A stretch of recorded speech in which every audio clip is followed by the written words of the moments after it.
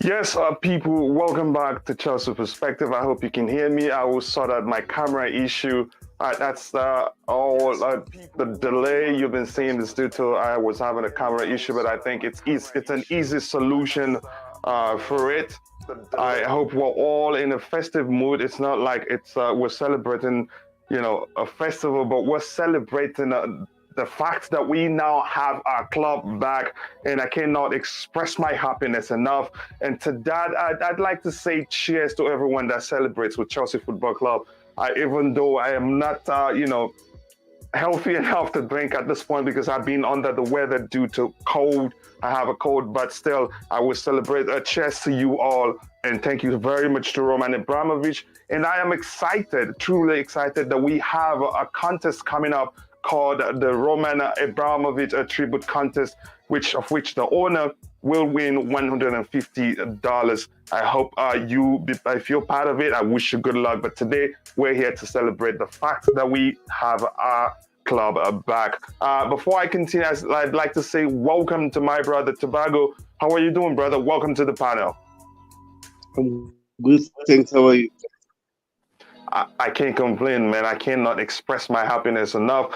Like I said already before coming before the camera, I am not actually, healthy enough to drink because I have cold, but I would do it anyway. Cheers to everyone that celebrates the Chelsea Football Club. Tobago, you go ahead, tell me how happy you are. I don't need to hold you back because I know you're probably, raving in happiness. Tell us how you feel. Can you hear me? Yeah, crystal clear. Go ahead, brother. Everybody can hear you, and I know they're waiting to hear what you will say. To be honest, I've been I've been doing some research about Todd Boehly before even he wins this race. So I'm so delighted. Finally, we've got this news. No more sanctions. Now it's all about rebuilding our club. So I'm so happy, and I'm looking forward to this new ownership. Also, I would like to thank Roman Abramovich for what he did for us for those 20 years. So hopefully we are in good hands. They won't mess it up. They should just carry the legacy that Roman built, even more, or 10 times that. Yep. Yep. Again, they should continue with the legacy. They should not try to change it too much because Roman, you can again. There will never ever be another Roman Abramovich. All they can do is just build on his achievements, and hopefully there are some lessons to learn the way he did stuff because the truth is he's not perfect. And I hope they do things a bit different, to become even better. But let me catch up with the chat because usually this is not the Blue Morning Show, but this is an evening to most people. And good evening to you all, and good afternoon to those that wherever you are, that it is still afternoon for you. And to some people, I think it's morning. So good morning to them. And we celebrate today. And this is True Blue saying 7th to like. And don't know why. Congratulations to you, like you usually say to Phantom whenever he says he's the first to like. Again, Lamlin said Madrid gone in for the young keeper. I was about, yes, the keeper you talked about yesterday, and I read about it too. Again, tends to hit the like. Congratulations to you. Hi, Liam. This is just about the young keeper. Hi, True Blue. That's for sure. Again, let me see. I want to see something regarding the fact that we have our club back. We can't talk about transfer right now, or maybe we can later talk about the fact that we can now, go ahead, negotiate the players, put pen to paper, and bring them in. So I'm happy. And Tobago says hit the like button, people, and subscribe to the channel if you haven't. Again, this is people exchanging greetings. Let me see. Hi, Viola. And this is Nnamdi Okongu says, congratulations to Chelsea Football Club. Yes, Nnamdi Okongu, you're my brother, Dallon. I am as much as happy than you are, and even maybe happier than you. Again, it says good evening for Nigeria. Delta Sapele or Delta again. In Nigeria, I know Delta State. I've been there before. I grew up in Nigeria. Hello to you, Just Viola. I was actually, when I saw it, I was trying to, to be the first to DM Just Viola because I knew she would DM me immediately with the news. She did anyway, but the same thing. Congratulations to us all. And CFC Steven says, big up to you two, brother. Let me know if you need the link to the panel. Evening all, unless it's morning or afternoon where you are, I can sense the excitement in you, brother. Nice to see you here. Good evening to you too. It's afternoon where I am today, but whatever you say, I take it. I says evening, Coachila, and everyone in the house here says cheers. And again, yep, cheers to you too, brother. Tastes good. I am happy. Big up and good evening up the mighty Charles, indeed, to one of the resident panelists, Helgi. You know I love you so much, brother. And here, good evening from Ghana. Good evening to you, my brother, fellow African. And he says that we thank God for how far we had brought our club. Yes, that's another way to say it. And I remember Bobby Stav, my friend. I wish he was here. And Nick Blue, DJ Sav, all those people that said, look, don't worry, our club, we've been there before, and we will bounce back even better, stronger and better. And I think that's the case at this point. Congratulations to us. And then victory is ours. That's the case. Congratulations. And on says that we are back. Yes, we got our club back. And the enemies, they'll be fearing for their lives right now. Congratulations to Chelsea. Yes, congratulations to Chelsea Football Club. Good news on a good evening. Big congratulations to we all. Yes, Chidera Ogweze, congratulations to you two. Truly, we are a team. Yes, indeed, we are. Tobago, let me know how you feel even further. If you're in the chat, yes, let me know how you feel. Cheers to you too, Liam. Go ahead, Tobago, talk. Go ahead, take the floor. Say whatever you want to say. I know you're very happy. I'm so happy. I've told just Viola just to do a notification on her Twitter account so that when this news comes, she'll be the first to know. So I'm glad she did that. We've been waiting for them. Finally. Wow. Tell me, Tobago, all this while, and those in the chat, I want you to do the same thing. But first, before you do that, let me know where you're watching from or where you're celebrating and how you're celebrating this news. Tobago, tell me, all this while, the conundrum, it's not been easy. I lost a lot of weight thinking about it, but I was able to cope with the fact that every at 3 a.m. every day, I'd come online, I'd turn on the YouTube, go for Blue Morning shows to entertain Chelsea fans. That helped me, cope with it. If you remember, I don't know if you were here the day we read Roman Abramovich a statement when he decided to sell the club. Stav was here, and some other people were on the panel. I think Fahim, my brother, was on the panel too. I tried the best I can to hold myself, but I couldn't. I cried. I wasn't embarrassed because I didn't even know what was going on, but I shed some tears. You tell me, Tobago, how you were able to cope with this whole thing until this time. I want to hear your thoughts. Go ahead, brother. After Roman Abramovich sanctioned, to be honest, it wasn't easy for me.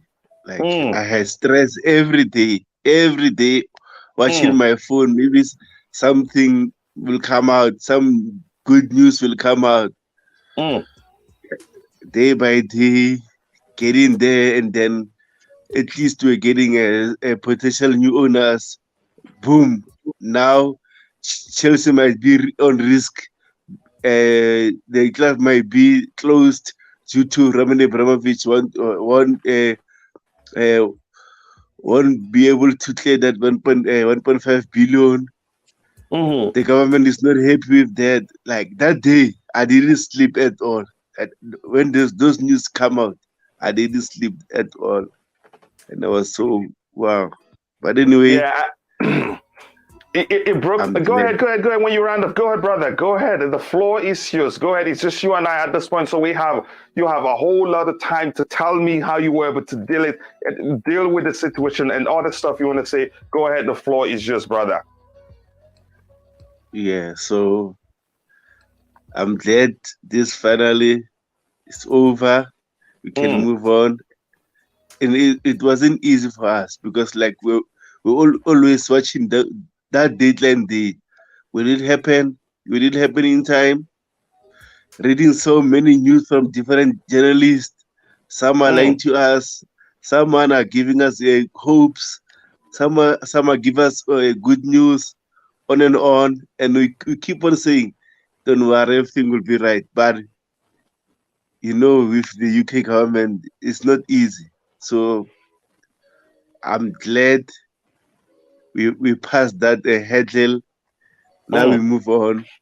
Yep, we have to move on. And again, like I've explained, again, in my own case, I was able to deal with it because every day, it gives me absolute joy to wake up every morning, being the host of the Blue Morning Show, again, having a lot of people join, express ourselves. I think that you could argue helped a lot of us to deal with the situation. In my case, now, so time I got so, I express unnecessary anger and I'm happy that, transfer aggression to those I speak with, my friends. And they'll be going, what's wrong with you, man?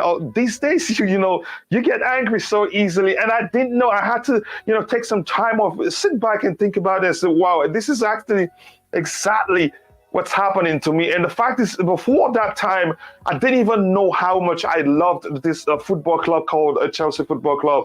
But then again, it's a good thing. And let me say something that my wife said. Actually, my wife said, I'm so focused on the Blue Morning Show that I think you should go, and get a placard and write on it a Chelsea perspective. Maybe that will make me to start looking at it. But that's, by the way, I'm going to try and catch up with the chat. This is just Viola expressing her happiness with emojis. And again, a bless up Courtney says, bless up. Again, nice to see you, brother. And this is Romeko Anderson. He joined us from Jamaica. And this is Gabriel Kobina Essien. The sky is a limit. Gabriel, tell us where you're joining from. I live in Scotland, but I am from South London. Nice to see that we have somebody joining us who's from South London, but is joining us from Scotland. That is good to see. Again, yes. Please don't make me to drink too much. Like I said, he really does taste good. Liam says he's joining us from Ireland. And CFC says London, mate. I know, bro. And you know how much I love you. It's nice to see you, that you're here to celebrate with us. Again, I have, let me say, the queen of Chelsea perspective, Just Viola. She says it's been very stressful. Finally, light at the end of the tunnel, and the light is so bright that the rival fans, they need some glasses to look at it. That's how bright it is. Again, I cannot express my happiness enough.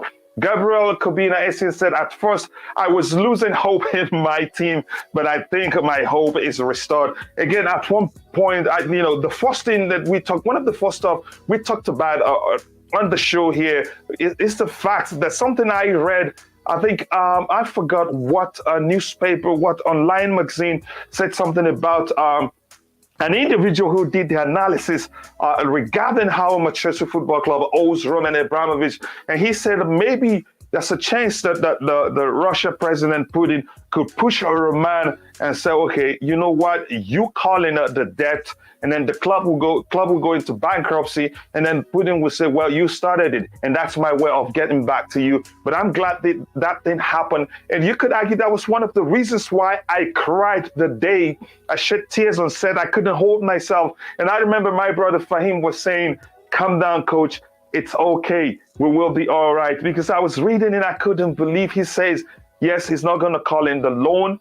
No, he doesn't want any profit. And he wants the proceeds from the sale to go to the victims of the war. That really, I wouldn't say it broke my heart. That touched me. That then, again, I think that will make those that have called him names to realize that he's even a better person than they will ever be in their lifetime. With nearly 60 years supporting Chelsea, this past 3 months has been a work in the park.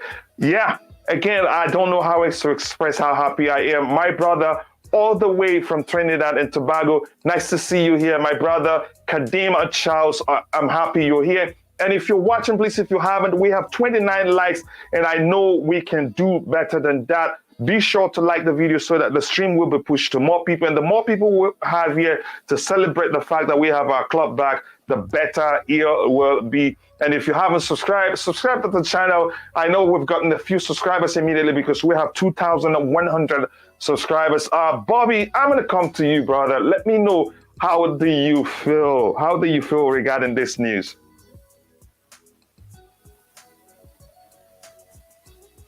Bobby, do we have you there? Yeah, I'm so sorry. Sometimes I struggle to unmute. Yeah, it happens when you're using the phone. But go ahead, brother. The floor is yours. Yeah. Sorry, I'm late. I was with Max Burton. He hasn't streamed for a while, so no worries. I really had to join him. He's rounding up now, so you get some more people coming on. But yeah, I mean, what can we say? I mean, this is a new beginning, isn't it? Slightly bittersweet because of Roman. You know, we all remain very grateful for what he's done. And it's, it leaves a little bitter taste in the mouth. What happened to him for his club that he clearly loves so much. But, we are here. We are, after a long, protracted period of instability, we've got fresh hope. A new beginning brings new hope. I think we can be quietly optimistic about these guys. Todd Boehly is the face of this consortium, but he's doing the right things. He's getting involved with the fans, and I'm sure Chelsea is what I call the blue bug. When it bites you, that's it. You're in love forever. Once the blue, forever blue. That's our saying, and I'm sure that entire consortium will be bitten by the blue bug. The guys that are of Clearlake that own, or rather are the leaders of the Clearlake consortium, they're football fans. It's an Iranian guy, a South American guy. These people are football people, and I'm sure they will get to love Chelsea. Clearlake is serious, a company that puts in 2.25 billion in terms of the actual sale price itself, but including the loan price, it's 4.25 billion, the most expensive sporting franchise ever. You drop that sort of money, it goes beyond profit. This is a commitment. And I think they will be committed. I think Roman has chosen correctly. And I think Chelsea fans should look forward to exciting times ahead because they will take us to the next level. I don't want to get too carried away, but I've seen good signs from these people. I don't think they're messing around. And Clearlake, that's a big company. They've got deep pockets. A company with assets in excess of £90 billion. You don't mess with those sort of people when it comes to financial stakes. Not that they're going to dump it all on Chelsea, but they've got enough and some to cope and absorb some of the expenses it takes to run a top class football club. So yes. We've got to be optimistic. We hope they hit the ground running. We hope they do the right things in the transfer market. But it's the long-term plan and the strategy that really matters. And it impressed me that they've sort of alluded to that they're looking now at a sort of more strategic approach to everything. Because boy, do we need it. Newcastle today got a new sporting director, and I really hope that in the not too distant recent future, Chelsea will do the same because we certainly need it. Let me quickly ask you this, Bobby. Did you scream when you heard this when it was officially announced? Because you sound like you're losing your voice, or is it just out of talking, expressing how you feel really? No, this whole thing hasn't filled me with too much excitement, funnily enough. I haven't been overtly excited about it, even from the point of purchase to now. I'm probably losing my voice because of sort of the day I've had. But yeah, I mean, I'm relieved, I'm happy, but many things are left to be seen. I still have concerns about the transfer market. I know how important it is. There's the talk of the stadium. I know that we are on a journey now. We're on a new journey. But the good thing is that we're able to take that journey because right up until today, it wasn't possible to start the journey. I think you're very correct. Again, here's something. This comment on the screen says the takeover is our first transfer move completed. Greetings to you, Coachila. Greetings to you, Julius. Bobby, your thoughts on this comment? I think it's very good. I think that's the most important transfer completed. Yeah, it's a major one because if it had not been done by tomorrow, we're out of business. So it's a big deal. But, anybody knowing the history of Chelsea, we've had these sort of moments before. We nearly went out of business until before Ken Bates bought the club for £1. We nearly went out of business before Roman Abramovich came and bought the club for 140 million. So we have been in this situation before. Chelsea Football Club is an English sporting institution. It's one of the greatest and best sporting institutions, not just in this country, but in the world. It's beyond. It's a big deal. Chelsea Football Club is a big deal. We support it, we take it for granted, but it's huge, it's massive. And I cannot see the face of any government that will allow such a thing to be destroyed. for a reason that is just bizarre, and thankfully they didn't allow it to happen, because if they did, I don't think they'll ever live it down. It's too big. It's just too big. You know what I mean? There's certain things that make a nation what it is. The Premier League as a product is one of the best in the world, and Chelsea's part of that. It's unthinkable. So thankfully, thankfully they've managed to pull it off, and they've kept it going, because you don't destroy institutions like that. You don't. It's like tomorrow you find out somebody has put Real Madrid out of business. The government steps in and keeps it going because they know what it means. Madrid has nearly gone out of business many times, more not least to mention over this COVID period. But they're always sustained. They're always given, these strange bank loans that nobody knows how the collateral comes about, and they're kept going. Why? Because they're an institution, and the Spanish people, indeed, world football understands what they mean. Chelsea is also an institution, and dare I say it, of equal magnitude. So there was no way. It was insane we were even in that situation in the first place. Yeah, my apologies, guys. I think I have a brand new system still. I don't know what the problem is, but I think I'll continue with the iPad until I sort it out. So the question, I don't know if you have answered my question, Bobby. I was asking you, maybe I haven't. Was there at any time during this whole process that you feared that it could get worse for us? In my case, I feared there's a chance that Roman he may call in the loan, and that will lead to the club going into financial administration. I freaked out. It really did break my heart. But in your case, was there any time that you feared anything the worst? Yeah, I mean, as I've said, I've supported Chelsea for a very long time. I've been there when we were collecting money in buckets outside the stadium to save the club. I saw the club sold for £1. I then saw the club sold for 140 million. At each time, at the brink of disaster. However, in this case, the only time I was a little bit rattled was when all this talk of the loan being called back at the point of sale came about, because I wasn't sure initially quite what to make of it. It was only when I really looked at it and I thought, nah, this is just some mischievous rumors being put about.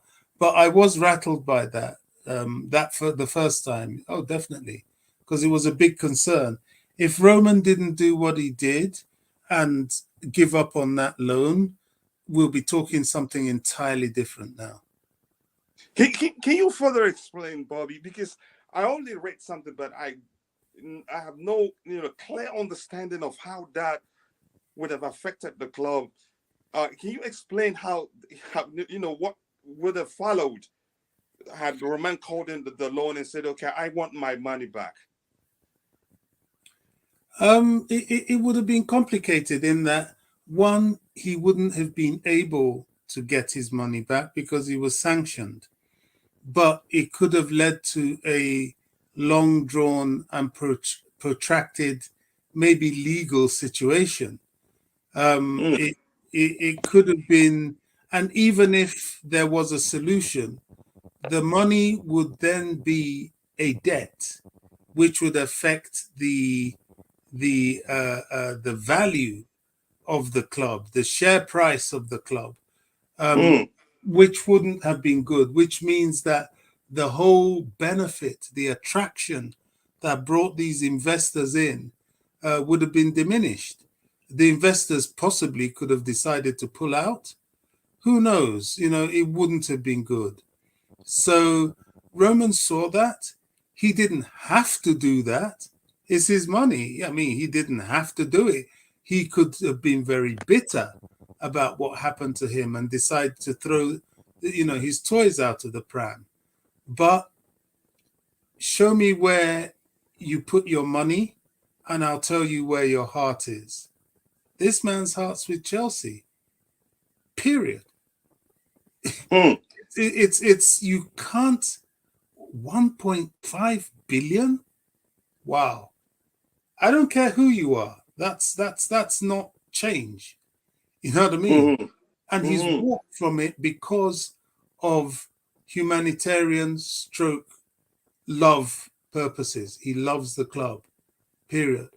And we were sharing on Mac's stream how if this man shows up just to say goodbye, Stamford, I would love to be at the stadium that day because it will erupt. It will be electric. Oh my God, the fans will applaud this guy in the way he deserves. They love him. We don't know anything about any wars, any politics. We just come to watch our football. And this guy has done so much for football, even for the community. They will like to say goodbye and thank him. That's all. It's got nothing to do with anything else other than football. Yeah. Again, I am so happy. Again, I'm short of words. I can't even explain. That is express the sort of happiness that I have right now. I'm going to go to Nick. Nick, first of all, tell me how happy you are. Then I'll ask you subsequent questions to bring you up to par to where we are on the stream right now. And hopefully I'll be able to, sort out the system issue I'm having and be on camera. But go ahead, Nick. Yeah. What can I say? This is a new beginning, a new era. I'm grateful and glad for it. It's all done. I knew it'd be done. I've never doubted it in 1 minute since March. And, I knew this was going to happen because of Roman Abramovich. I'm sad today. I'm sad right now. I'm happy but sad more. I understand. Because of Roman. What's he done, this guy? He's put money into the country, Chelsea Football Club, the hungry and the poor. He's done everything, and he definitely didn't start any war, what the government want to make it look out for. And then that will get, and I can't wait till the day he comes back to the bridge, because he made sure he will leave us in similar hands like himself. He made sure that Stamford Bridge will be rebuilt, not move out of Stamford Bridge, like I kept saying for months and ages. Never move out. That's our sacred place. That will never happen in my lifetime, or Todd Boehly's lifetime, or your lifetime. It won't happen. Chelsea will be at the bridge forever and ever, for centuries to come. Let me ask you this, Nick. Let me ask you this quickly. Let me ask you this. I know you've been, it is you, it is Bobby, it is who again? I think DJ Sav, three of you, during the start of this whole conundrum, called the sale of the club or whatever you want to call it, people were panicking, people were concerned. But the three of you or four of you, it is staff also who unfortunately the staff, Max as well. Yes, Max as well. You were saying relax. Yeah, it is a problem, but we will come through this stronger, and that we've been there before, that the club has actually gone through the worst, period, worst, situation before, and has come through it. The question I want to ask you, I want you to be sincere with me, Nick. I know you've been always optimistic. Was there anything, that you were afraid that was going to happen? No, not really. Not from the sanctions. The only thing was, got me when Roman, they chucked him out of the country. I couldn't take that. But, I was always optimistic that Roman will make sure Chelsea will carry on. But, that's what I was sure of. Roman will never leave us into Ricky's hands or anyone else. He made sure. He made sure that this the Todd Boehly Foundation, the Todd Boehly Group, would take over, and he talked to them a lot. He mentioned everything. He must have taken him hours and days, weeks, to talk to them and make them see his way, because he's a fanatic. The guy is a fanatic like me or you or anyone else. He's a Chelsea fanatic. Mm. That's what I love about Roman. Mm-hmm. Not just for the money he put into the club, but when he came, from the early days he came in, he was a lovable guy. We loved him straight away because we could see what a sort of guy he was. And when you saw him, when we won a game and he was up there, you could see him with his scarf around his neck and jumping up and down. He was one of us. Always will be, for me, the greatest ever legend in our history. He's even beaten the great Peter Osgood, who we have the only statue at the bridge for. He's overcome the king of the kings. He's the greatest ever legend. Yeah. And I can't wait till we put that statue up for him. Yes. Nick, I know you start a fight whenever I catch you. I'm going to be cutting you very often today. And if you fight with me, I'll be happy with that. Again, as Bobby would always say, Roman was a fan before he became an owner. Ty, just start by telling me how you feel. Go crazy. Let me know. I want to see you exhume that happiness, as you speak. I want to sense it in your voice. Ty, go ahead. Tell me how happy you are. Oh man, you don't understand how happy I am. The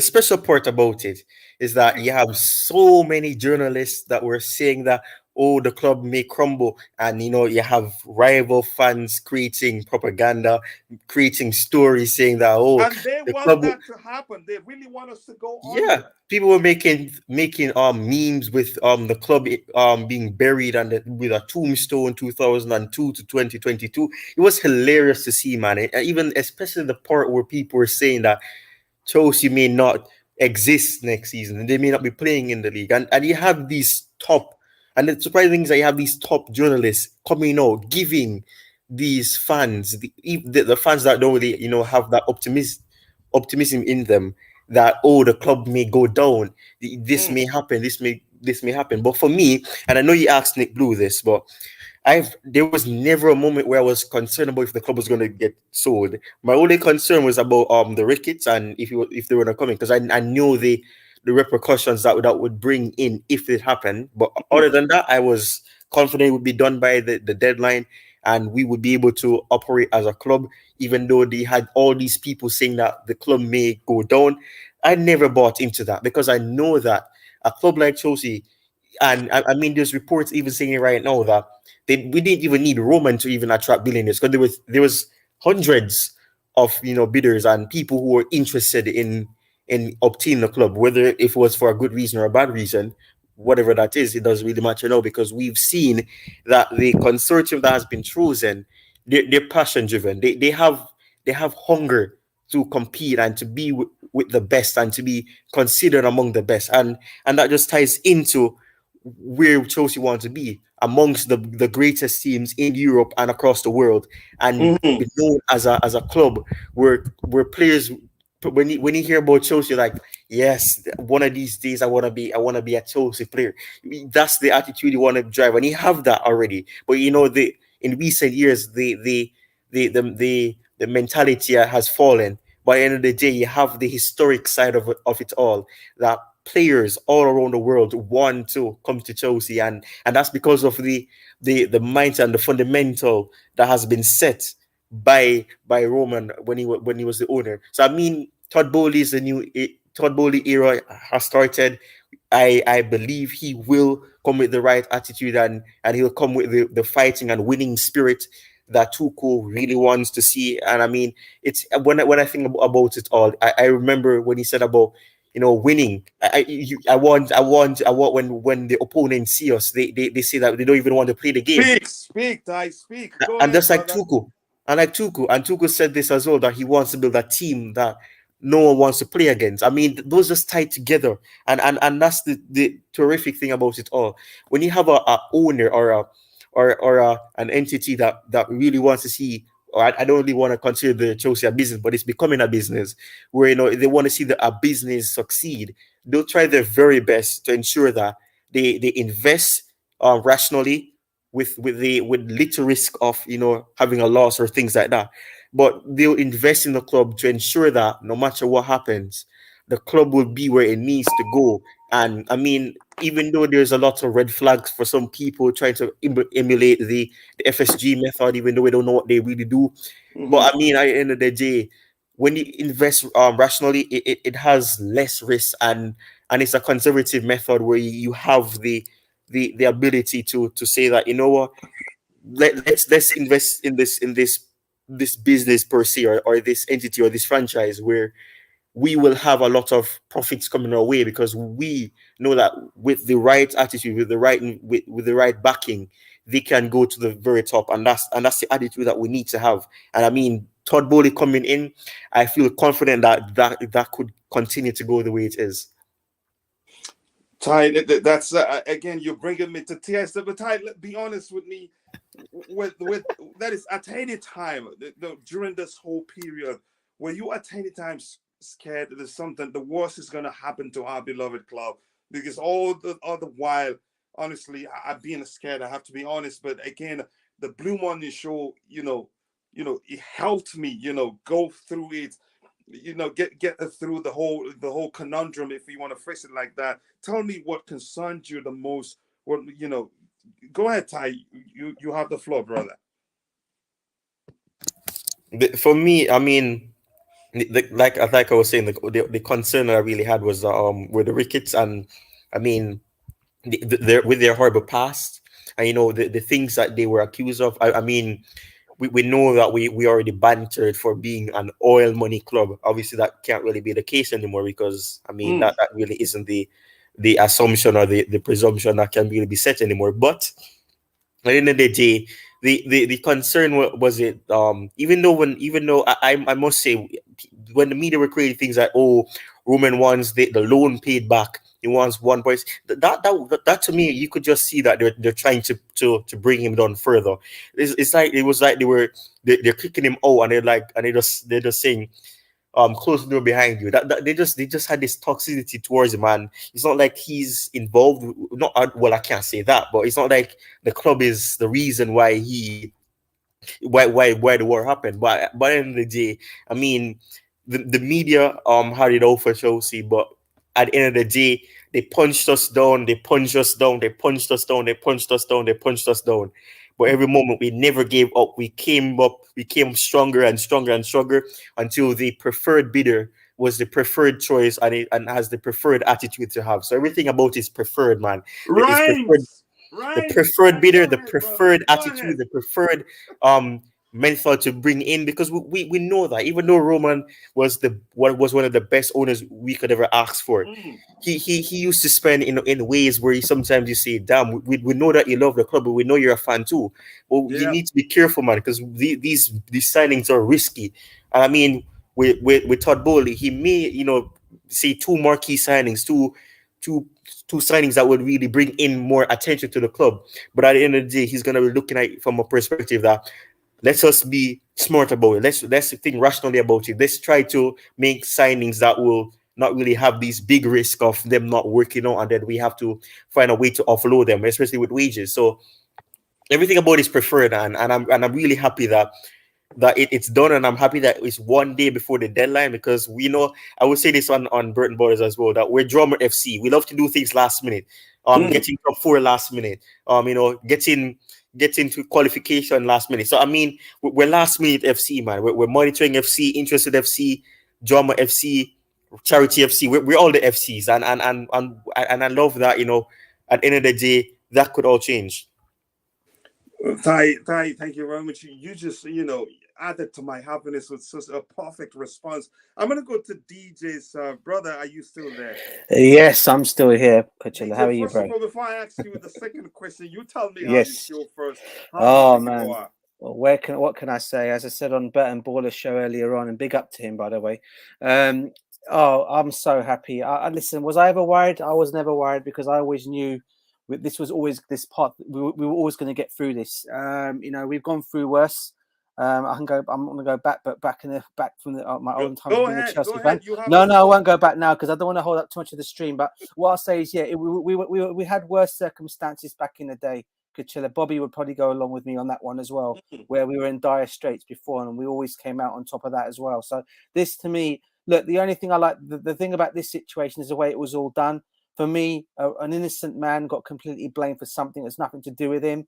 Completely got told, he has no longer can be our Chelsea owner anymore because of what's going on. Unfairly treated after all he's done for this, after everything he's done here, and for him to be treated in the manner that he was treated, and for things to happen the way they've happened now, is just a smile on my face, because I can remember the day this thing came out of the sanctions, the people that were talking about it on Sky. The words coming out, this could be the day and end of Chelsea Football Club as we know it. When those words ring in my head, I said to myself, no, who are you guys kidding? This is never going to be the case. We were always going to come back to it. It was going to take time, choosing the right owners to take over from a legend of an owner who I said is irreplaceable. There's no one that can touch Roman for what he's done.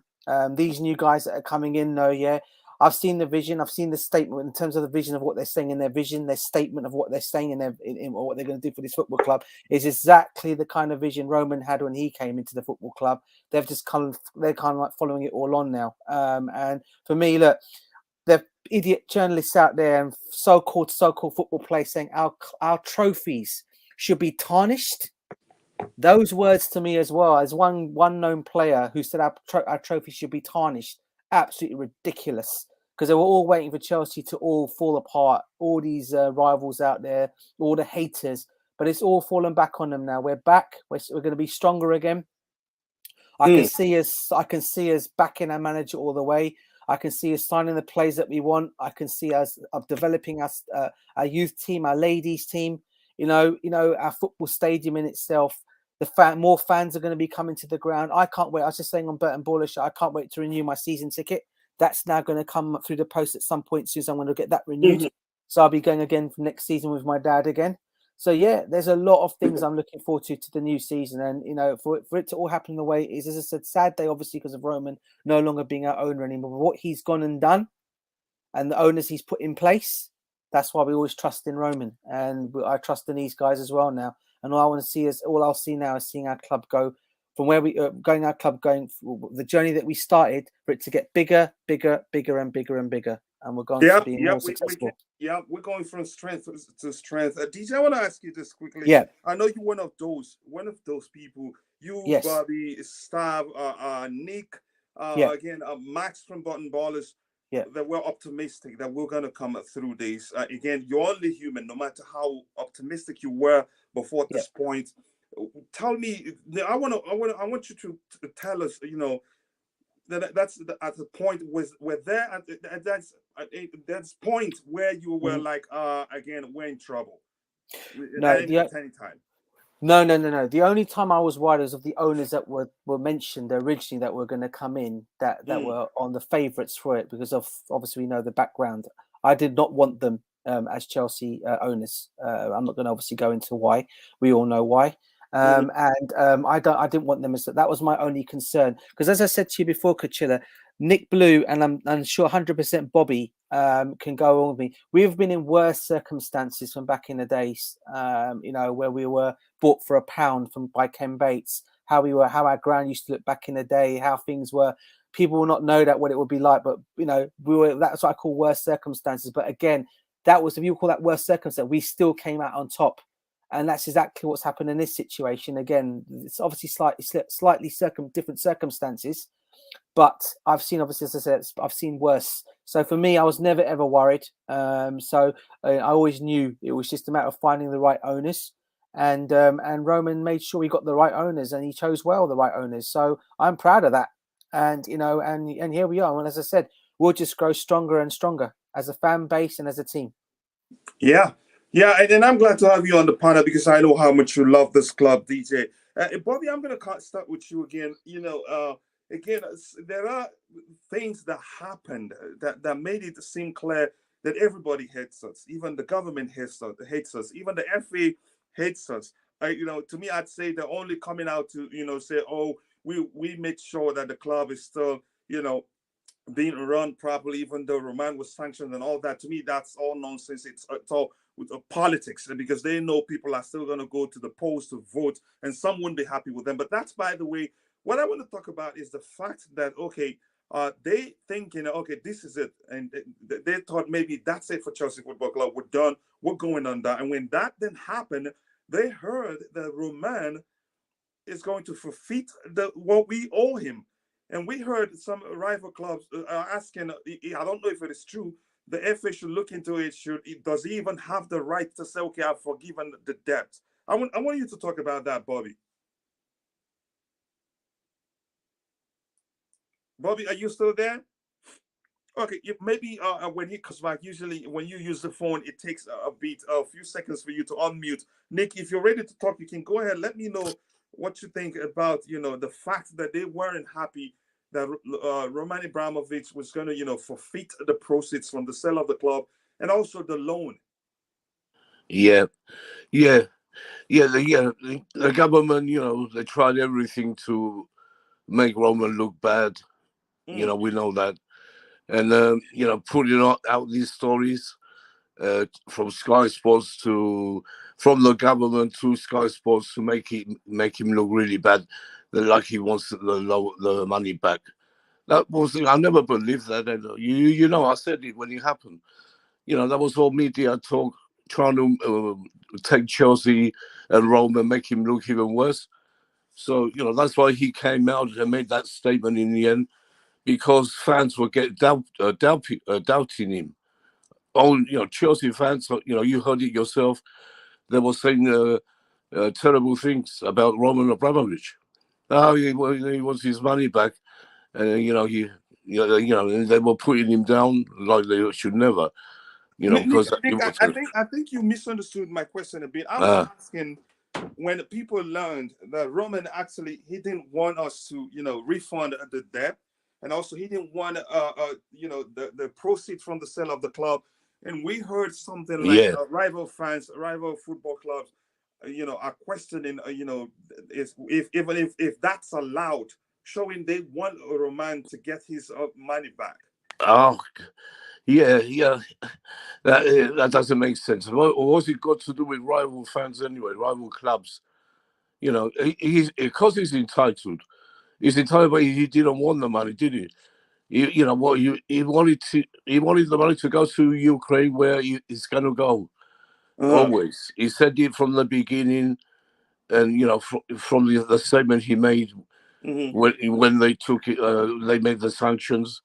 He said it from the beginning. I don't want a penny. I don't want the loan back.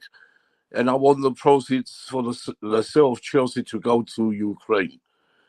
And, they were trying to make things look bad for him. Everyone, from the government to rival fans to the rival teams, everyone, even pundits, even, ex-footballers, some, like Real Ferdinand, big up to him. I always mention Real Ferdinand because he was the only one talking good about Roman. When Frank Lampard didn't say one word. And I'll never forget that. Never forget that. Because he was very close with Roman was very close with Frank. Throughout the time he was playing, he was very close, and he didn't say one good word about him. That's why I would never forgive Frank Lampard for that. Never in my life. And so in the end, he had to make the statement to put everything right, which it was. Was it 2 weeks ago? Then we knew what was going to happen. It was just a matter of time, because these things take time. You're talking billions, and we said last Friday he didn't. He went to the official statement today, which I wasn't surprised, because I knew already what's going to happen. It was obvious. It was obvious, and plus people were telling me this is going to happen, and it did exactly what they said. And it's hard. I can't wait to see Roman Abramovich at the bridge again. Maybe 2 or 3 years time. We don't know how long. But I hope they don't keep him out too long. This is ridiculous, and from the government to do what they did is how can I say? It's a crime from the government. It's a crime. It's a crime. We'll come back to that. We will come back to that. And Nick, I appreciate your response to again, Bobby. I don't know if you're back. I had asked you a question, but it looks like you're out from your device. Are you there, Bobby? Okay, looks like we still don't have Bobby back. Ty, are you there with us? Yes, I am. I am. Ty, can you tell me? I know you understood the question I asked Nick. Your thoughts on the rival fans not being happy that Roman, that when they heard Roman wanted to, forfeit what we owe him. Again, that's to them. They were trying to see if there's a way to get the Premier League to say, oh no, Chelsea must pay you what they owe you. To them, I think they say something like it is an unfair advantage over them. Yeah, that's what they said in words actually, because I mean to them, I mean when it's fine for when you want to banter a club that is a rival or things like that, but when you bring in ethicality and if it's ethical for him to be doing this, then it's stupid, because if he wants to say that, you know what, you owe me this amount of money, and I mean, forget about it. That's the least of the matter. There's bigger things happening around the world. Let us focus on that, not about how much money that I can even get back in a couple of times. So I mean, to him, yes, it's money. It's still to rich people, they want to value any money that they have. But I mean, that amount of money, he's able to get that back quickly. So I mean, to him, it's not like he's desperate for money back. So I mean, to him, the rival fans will always say that, oh, why is he letting them off like this? There's something suspicious going on here. And I mean, they want the user to say that, you know what, the Premier League should look at this, the FA should look at this, the UEFA should look at this. There's something not right about this. They need to not be existing. They need to be banned from competing in this competition.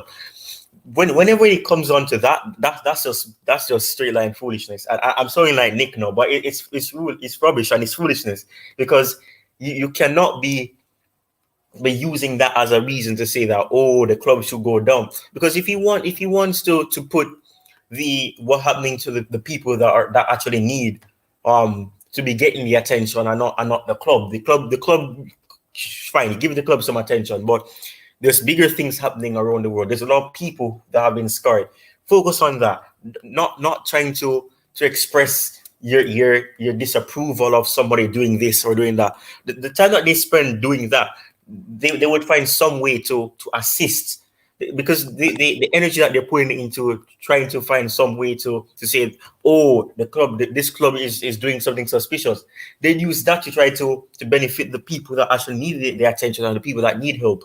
But it's just the life of football. It's the reality of football. That's the way football is, and you're gonna always have that toxic feeling between you and your rivals, because you don't want to see them do good. So, I mean, it's not a surprise that they said it, but I mean, it's just rubbish that they wanted to see Roman do something or demand the money when to him, he wants to see it go somewhere where it would benefit the people that are actually in need of it at that very point.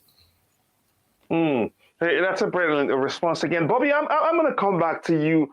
Let me know what came to mind, how you felt when then the rumors were that the rival fans, rival clubs weren't happy that Roman was willing to forfeit what the club owes him.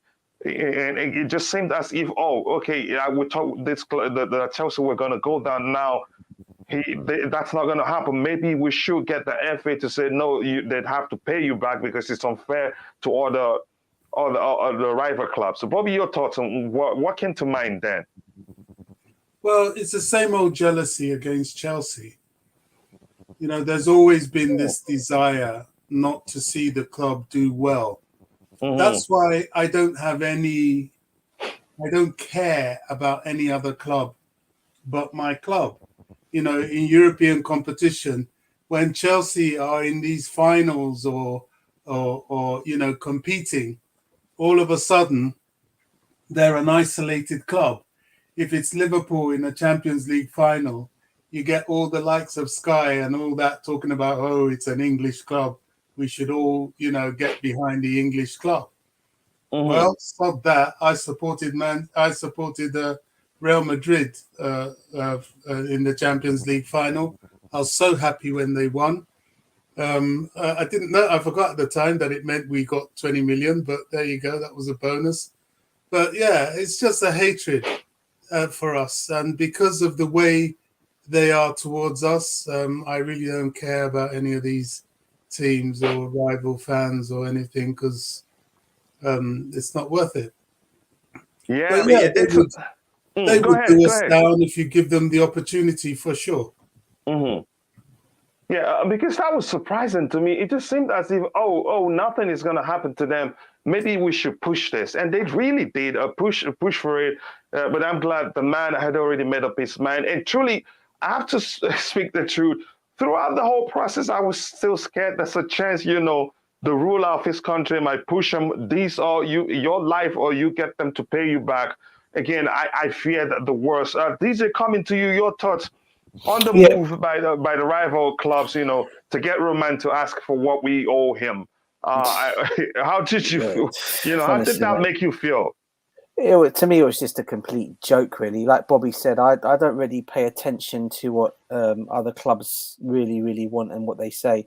I mean, you just have to go back. I do believe, I think it was 3 or 4 weeks ago, the old Arsenal chairman, David Dean, he was basically complaining about the money situation, saying it should be put towards grassroots and football or something like that. He came out and made some comments that all the money taking should be taken to that. And I'm thinking to myself, no, you're not the guy to make this decision on where the money goes. It's already been decided where the money goes. So whatever you are saying, you're just saying this because you don't like Chelsea. Your rival that was obviously when Abramovich first came to Chelsea, you obviously had Arsene Wenger as your manager back then. And obviously you couldn't stand everything Chelsea were doing. So of course I expect that to come from you. Yeah, but again, like I said, this is nothing to do with them. I mean, I know they tried to do a lot of it. And I know there was not just them. I do believe, I can't remember the other person who got involved as well, that tried to, that was saying, this should be more looked into, because we don't know where the money. Do you know who it is, Nick? Carragher, the worst one. Oh God, yeah, he's the other one. Oh yeah, that's the he's nobody. All he is a pundit on Sky, yeah, and the next football player who for me, who I didn't really rate as a player anyway. Yeah, but yeah, I mean, he's coming out and saying things like that as well. And I'm thinking to myself, look, just mind your own business. I mean, and if you also think about the situation, the first thing this ever happened as well, Coachila, if you remember, the same person, Jamie Carragher, went on Sky Sports, okay, and he was talking to Gary Neville, and he was saying, if I was Thomas Tuchel, I would get out of Chelsea now and go to Manchester United. Yeah? I don't blame him. I remember that. Again, I don't blame him. Go ahead, DJ. Go ahead. I'm not going to say anything now. Go ahead. Oh, and that to me, that in itself said everything you want to know about this whole thing at Chelsea and the hate that we have from these rival fans, whoever they might be. And I'm just so glad things have happened and sorted out now. The money's gone to where it should be going. It's been decided, and the government are now going to be taking over from that of where the money's going to go. So, as far as I'm concerned, the rivals, whatever they want to say, they can just hush up, mind their own business, and get on about their business and what they do at their clubs. You know what I mean? Just leave Chelsea alone.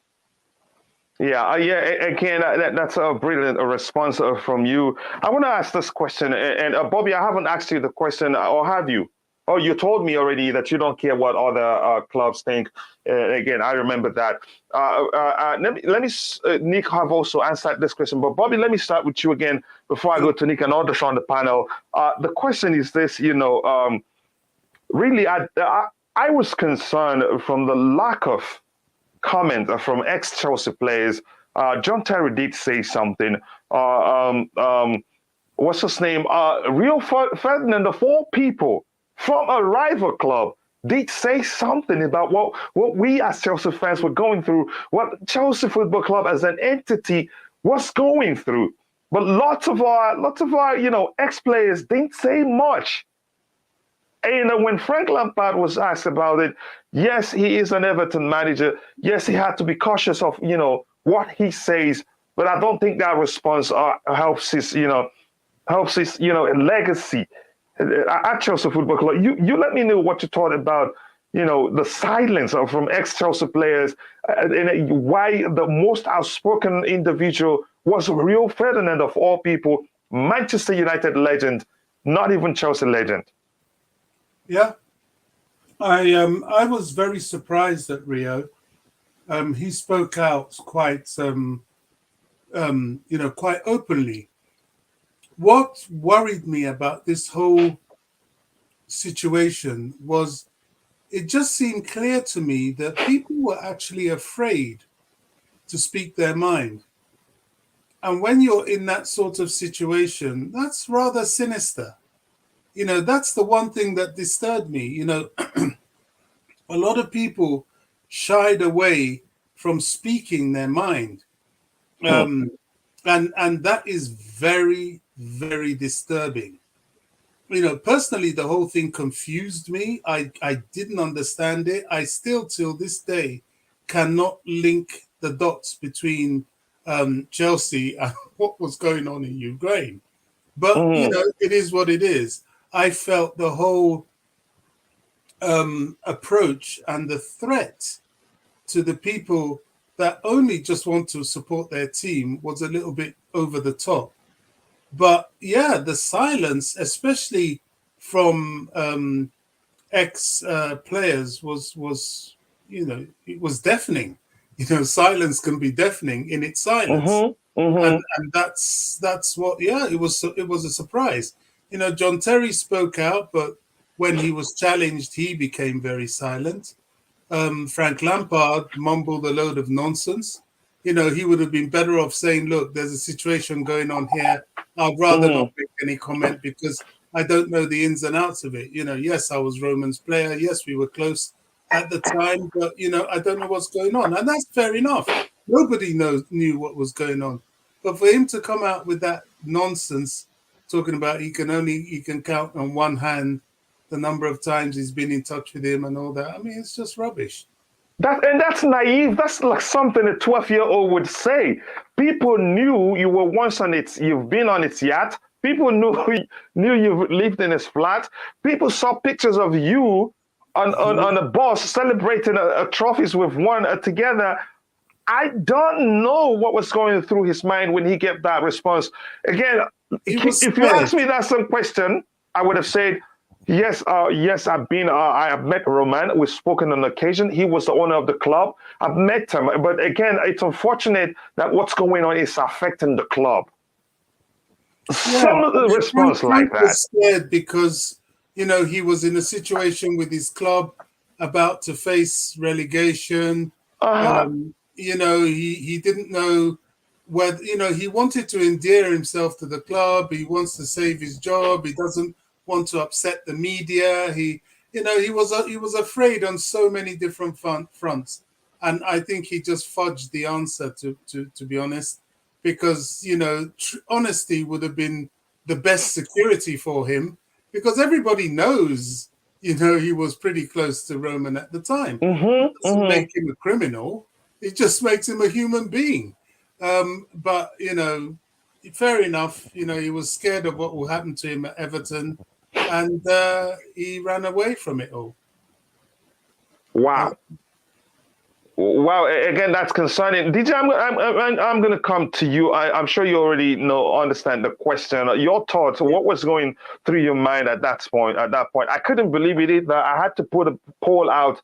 Again, the poll was specifically about the Ricketts family, not really about Frank Lampard's response. But again, the silence of ex-Chelsea players or legends, if you prefer. Again, like Bobby said, it was deafening. But go ahead. Yeah, again, if I personally would say this, if don't make a comment, at all, even talk about it. If they're gonna, if the media, especially when you're a legend like he was, especially someone who was so close to Roma and the football club and how much he's won, how much the fans love him. He knows what he did at the football club. If you know what's going on, and I'm sure he had a rough idea in his head of what was going on, I'm sure he would have been kept informed one way or another by certain people at the football club that he's close to. Okay, don't say anything about it. Just say, look, whatever's going on there, it's not to do with me. It's my club. I used to play for the club. I used to, love the club. Whatever you want to say, but I'm not going to make any comment.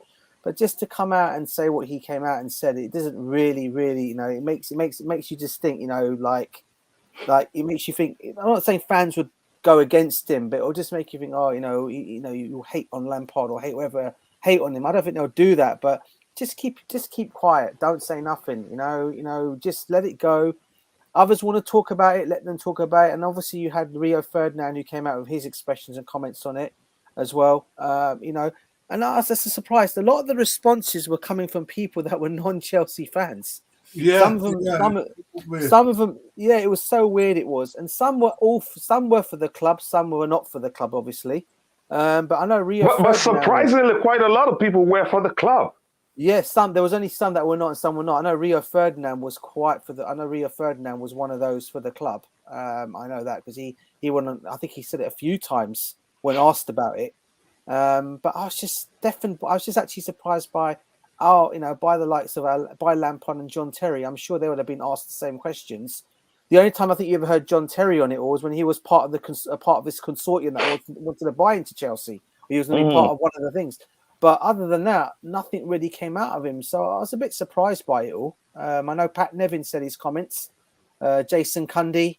You can mention the same old people, who said it all, but it was all for the good of the club. Yeah. Yeah, again, I appreciate that comment. And also, I'm going to ask people, whatever you're watching, we have at that point, we have 100 people watching, but right now we have 79 people watching and we have just 56 likes. Again, we can beef up that like. Let's shoot for 100 likes before the show ends.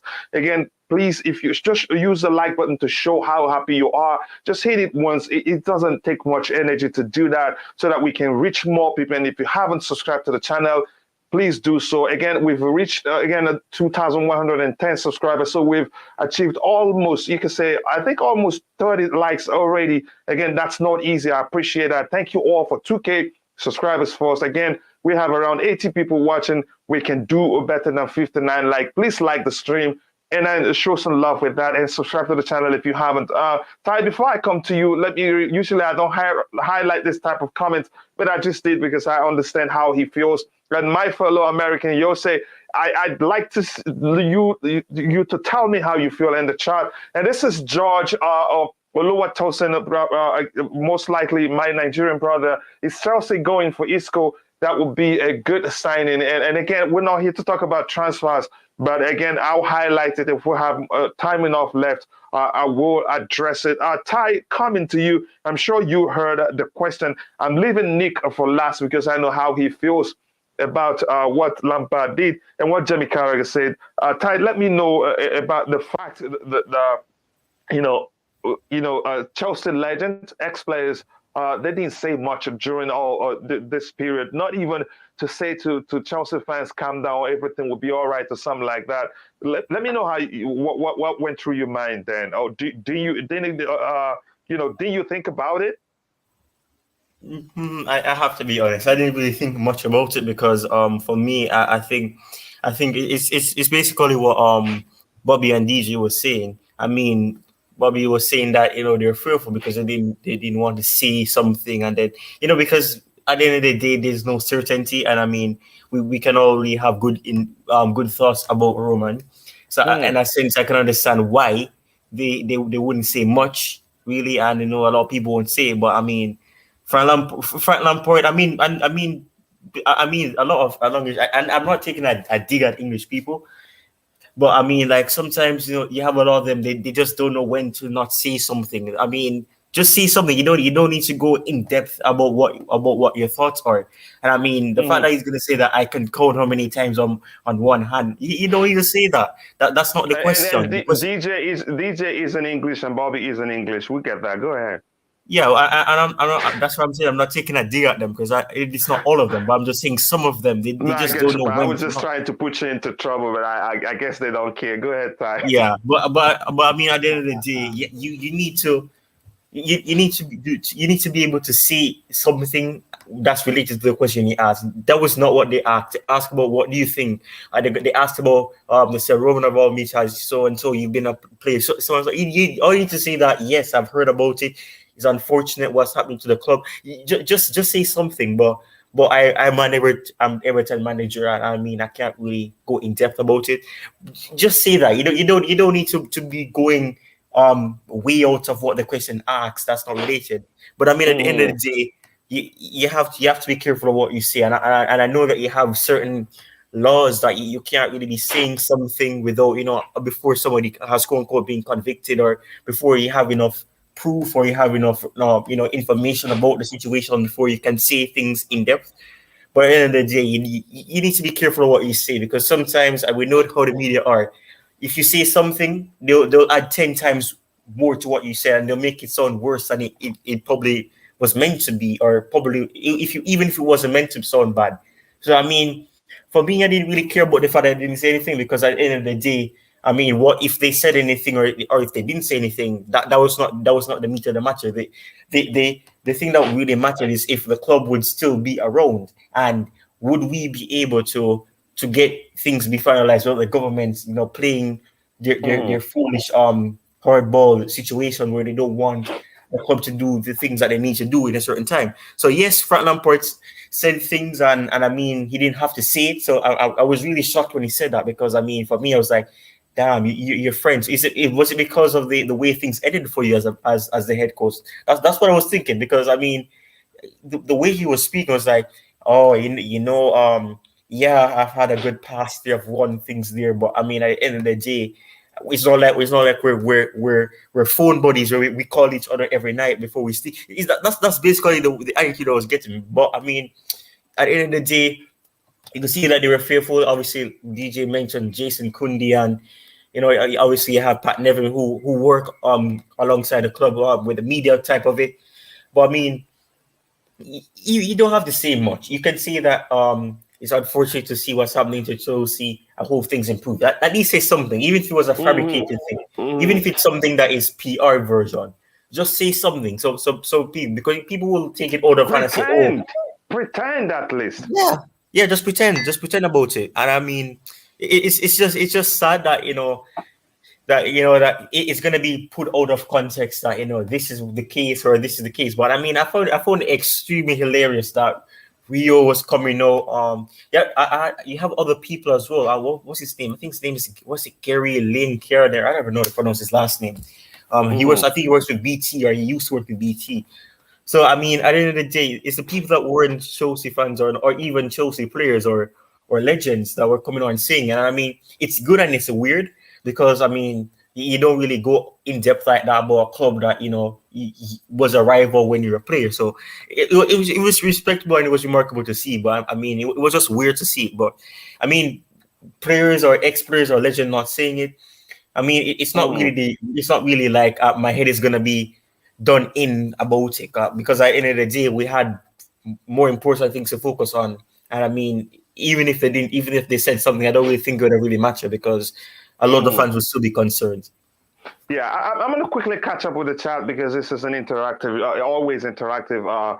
On Chelsea Perspective, we care about the lot those in the chat, because the show wouldn't have as many views, as they do have at the end of it, because without the fans. Right now, this brother Curtis Scipio says, I cried because I bleed blue. Now I can smile. I will always bleed blue. Thank you, Roman. Yes, thank you, Roman Abramovich. And like Nick Blue did say, I was waiting for him to come, and I was intentionally leaving him as the last speaker regarding this, or what rather fans, what the silence, or, from ex-Chelsea players. But that's, by the way, he says, yeah, it's sad. And again, it's sad. It's sad, sweet sad, however you want to phrase it. This brother here, Rahman Kazim, says, great. Well, thank you very much. I appreciate that. And then DJ brings us some news update. He says, Barcelona may repeat Lionel made some mistake with major Chelsea transfer amid Lewandowski links. Again, we'll talk about that in detail, because I'd like to know more. Frank Lampard could have just said he was there to talk about Everton, but he didn't have to. Again, just say something. Again, don't deny. You don't be Judas for Christ's sake. Lewandowski's link. Is it true? I'm not sure. Again, congrats Coachila and Blues panel and chat. Thank you very much, brother. I appreciate that. I know how busy you are. And by the way, I sent you the link in case you have time. If not, I totally understand. Sad day to cement the end of Roman era, but relieved for the club itself that it is over. What a way to phrase it. That's why I said it is bittersweet. And indeed, that's what it is. I says every man and his dog will be linked to Chelsea from now until the summer transfer window, because we're back. And again, like I said in one of my videos, when it's a transfer window and the best players in the world are linked to Chelsea Football Club, then something is definitely wrong somewhere. But at this time, everything changes from now on. Boehly and Co sent out some message today celebrating their accomplishment of completing purchase. Yet I felt slightly, discussions. Told the roller coaster CFC fans have been put through in past a few months. Again, that is just the truth. Again, I've told the story of how I dealt with the situation. I wish Boehly great success. As his success will be our success. That is just the truth. Just needs to see some respect observed towards the iconic owner that Roman Abramovich has been for the club. A statue outside the stadium would be good, as Nick Blue has always advocated. And I want to take this opportunity to say thank you to Nick Blue, and again, LSC, all of those people who were active against, made sure that we didn't get a racist owner and all that. Everybody, content creators, who contributed one way or the other. But that's, by the way, I'm going to come to you, Bobby. Again, we've spoken like, a million times throughout this whole process. And I'm quite sure you were not happy. On occasions, I usually try the best I can to hold you not to go into talking how, unhappy you were with the UK government. But that's, by the way, what I want to ask you is this, Bobby. How were you able to cope with the situation? How were you able to, to get through the whole process? As I said, I'm not sure it affected me to that extent. I was frustrated by it because, as I say, till this moment, I don't really see the point. That's just my opinion. I just don't see it politically or anything. Maybe there are things that I don't understand, and fair enough. But for my understanding, I just thought it was a worthless, fruitless exercise. And it frustrated me. However, why I wasn't too panicked was, yet again, I could call on experiences with Chelsea. As I've said, when I was there, I witnessed the club being sold for £1. I witnessed the club being sold for £140 when it was on the brink of serious financial trouble. So we've walked this journey twice over. Yes, each time it's different. This time felt a little bit different. But I have to say, one thing that I was rather confident with was the fact that it was something that was said to be targeting, a foreigner for his involvement in some sort of, in the Russian with the Russian leader who started a war. And it was quite clear that it's got nothing to do with us. We're just football fans supporting a football club, and a club that is of great value to our country. So I just had a feeling that somewhere along the line, common sense would prevail, because if it had been allowed to go under just because of this guy, it defeats the aim. And so I know that the success of the sale and the fact that we've managed to meet the deadline, it must have come with some very hard work and rectification efforts by the FA, the Premier League, and indeed the government itself. They must have looked at this and said, look, we can't let this get out of control. Let's, stick to our objective, get the club back to the people, and we move on. And, not just get the club back to the people in a worse state, but at least put it with a chance to do better, which is fair enough to me, which is what he would have done, he being Mr. Abramovich. If he had sold the club, he wouldn't have sold it, for profit. He wouldn't have sold it to somebody that wouldn't do well by the club. So in a way, it's not worked out badly. But was it necessary? Would I have liked to see it happen in another way? Yeah, in an ideal world, yeah. I just felt sad for the guy. This is something he loved. This was his true love. Chelsea Football Club wasn't a joke to him, wasn't a joke to his family. And I just feel that sense of slight unfairness that he can't even get any profit out of it at all. That saddens me for him, not, no skin off my nose, but, for him. That's it, that's it. I really don't know what to say, but how did I feel when it was going on? I wasn't that anxious for all those reasons. One, we'd been there before. Two, I had some faith that the government just couldn't really, in all honesty, afford to let it go out of control. It wouldn't make any sense. Yeah, I think you made. I understood everything you said. Sorry, were you still saying something? No, I was just saying that if they did, it would have been very damaging to them. Yeah.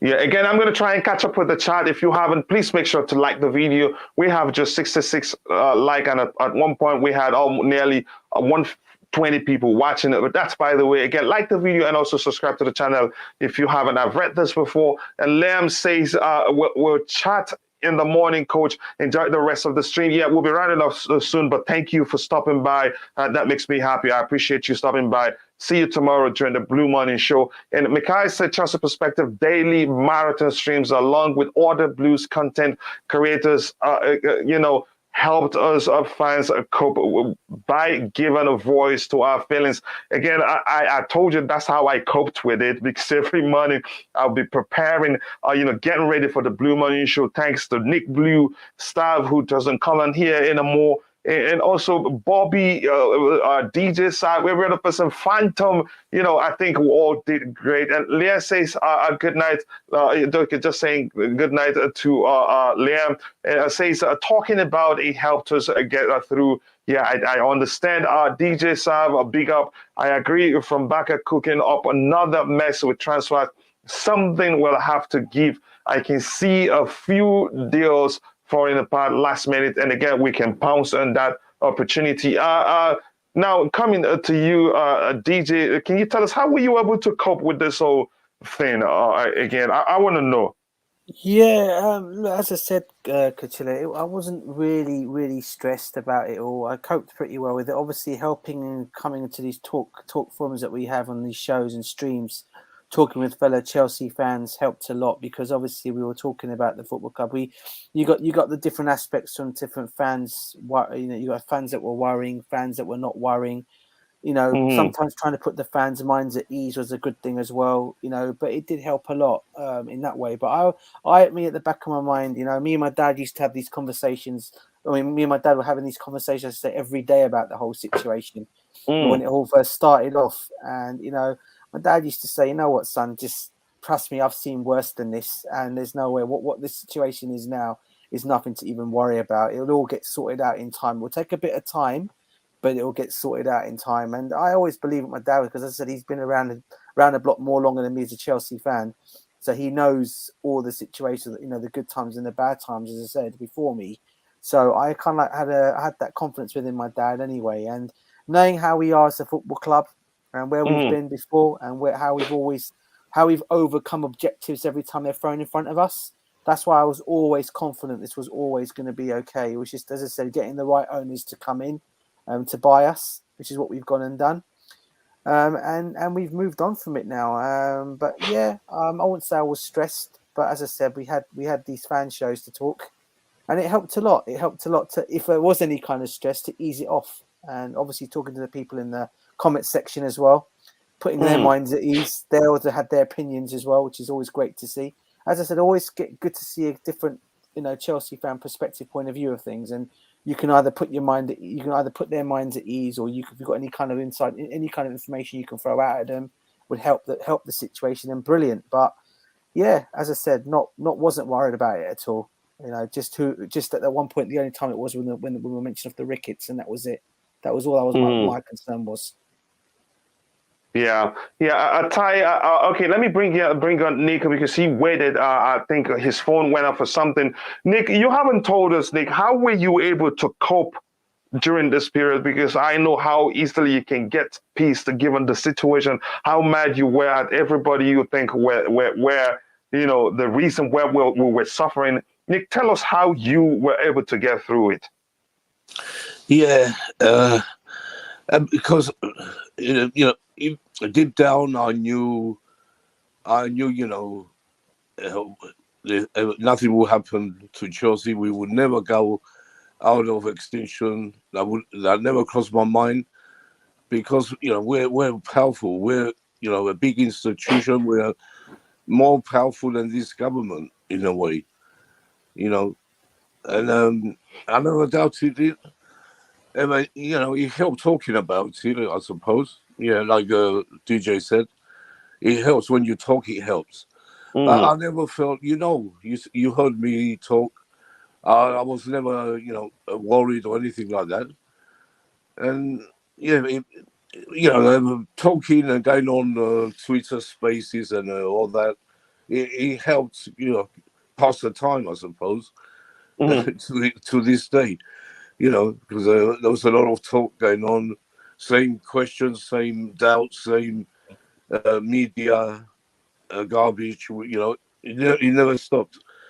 But you know, like you know, I don't believe in anyone in the media. No, you know, I only believe Chelsea Football Club. And the only time you know, if I see from Chelsea making a statement, that's the time you know, I believe anything. Because Chelsea were quiet, they couldn't say anything. They didn't, because they didn't know themselves what was going. You know, they knew what was going on, of course, but they didn't know when the situation would end. So they kept quiet till they had to. When they had to come out, they did. Like when Roman had to come out and make the statement to get the fans to know the truth, he did.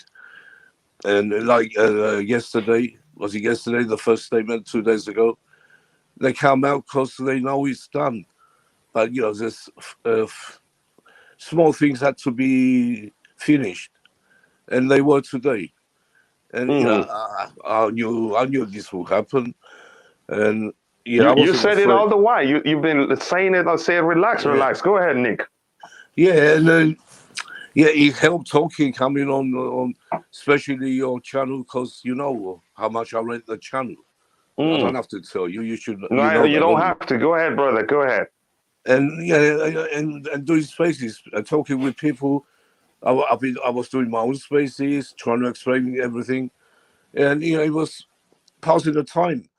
And it's good. It's always, like DJ said, it's good to talk about it. It helps with the stress of everything. And the only sad thing is, Let me ask you something quickly. Yeah. Let me know when you're ready. I want to ask you something else. Go ahead when you're ready. I'm ready. I'm ready. What I want to ask you is this, Nick. I know you've been optimistic like Bobby. Bobby didn't even flinch. Bobby was just pissed at some people. Same as DJ, he was just pissed at some people. He didn't flinch. He didn't budge the whole thing that was going on. All they do is speak about people. They're not happy with what they're doing. Nick, obviously you were unhappy with some people too. Yes, you are. You've always been optimistic.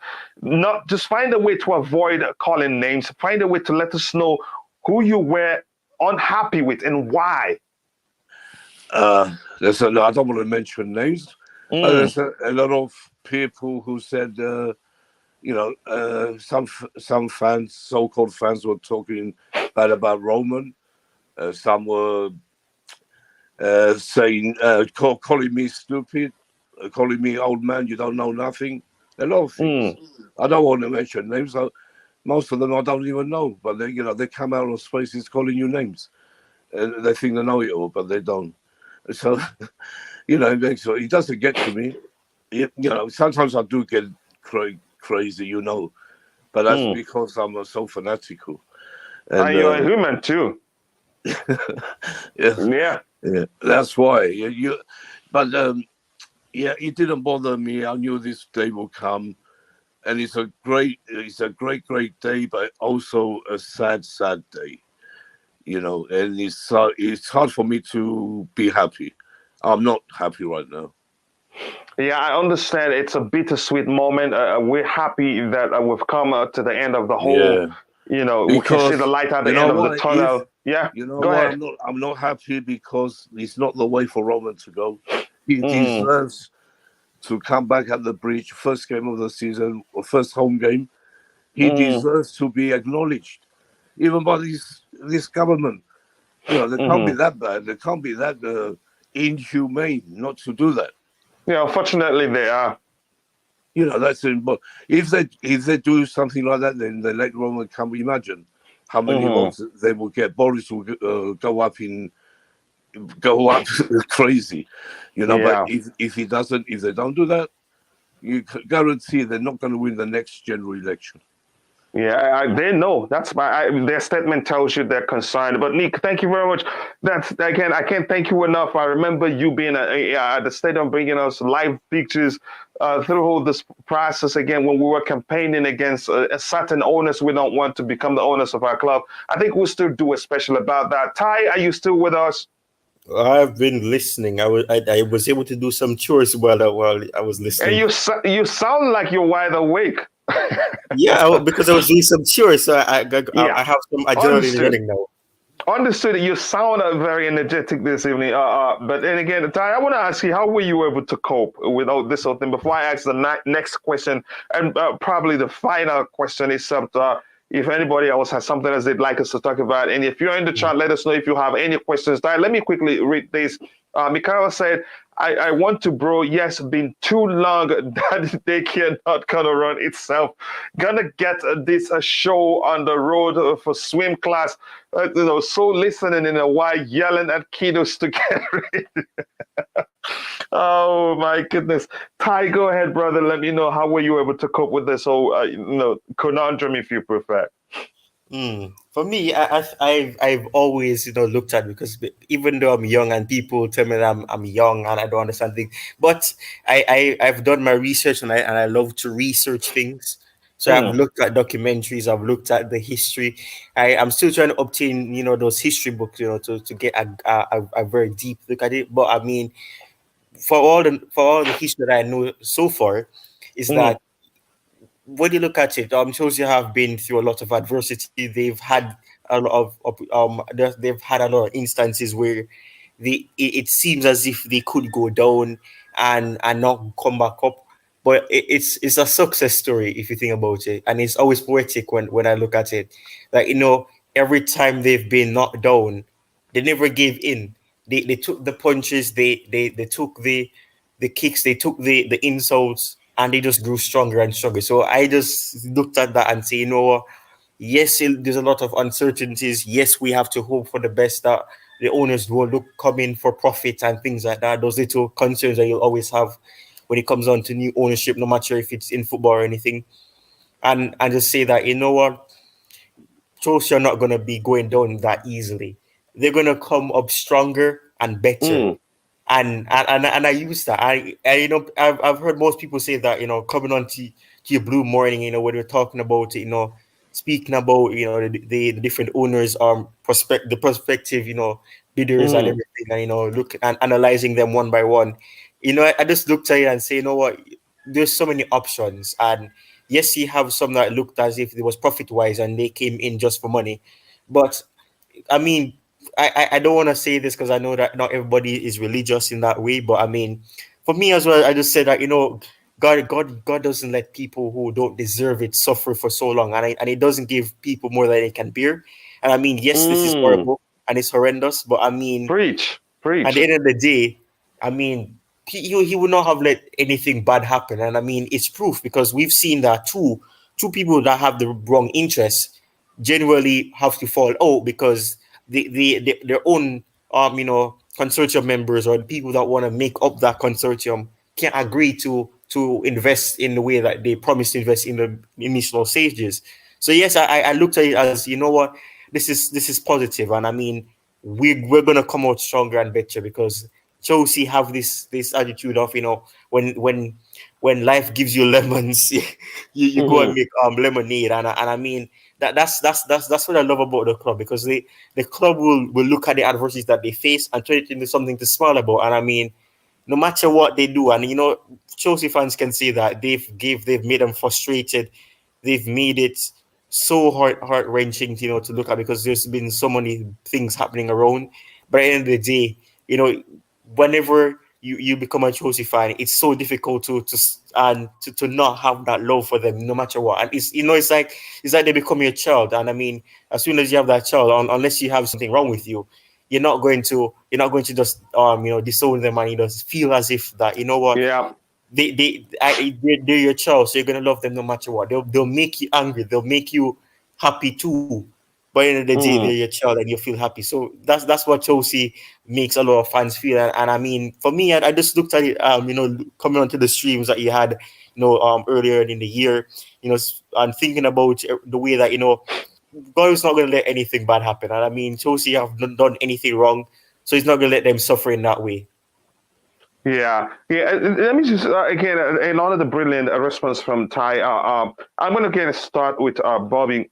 Bobby, can you let me know? I know you have a good understanding. Let me see. You're well acquainted to the structure of the deal. If you prefer me to phrase it that way, what do you like the most? Is it the anti-Glazers clause? Is it the guarantee that they will set aside a certain amount of money to invest in the club? What do you like the most? Or if you like them both, you tell us, because that's a Roman showing really. Because I think we had the show. One of the shows is titled "Roman Will Leave Chelsea in Good Hands," and we talked about all this and how he makes sure that whoever takes over the club, it's going to be problematic. And I think he succeeded in doing that. Bobby, let us know what you like the most about the deal. I think the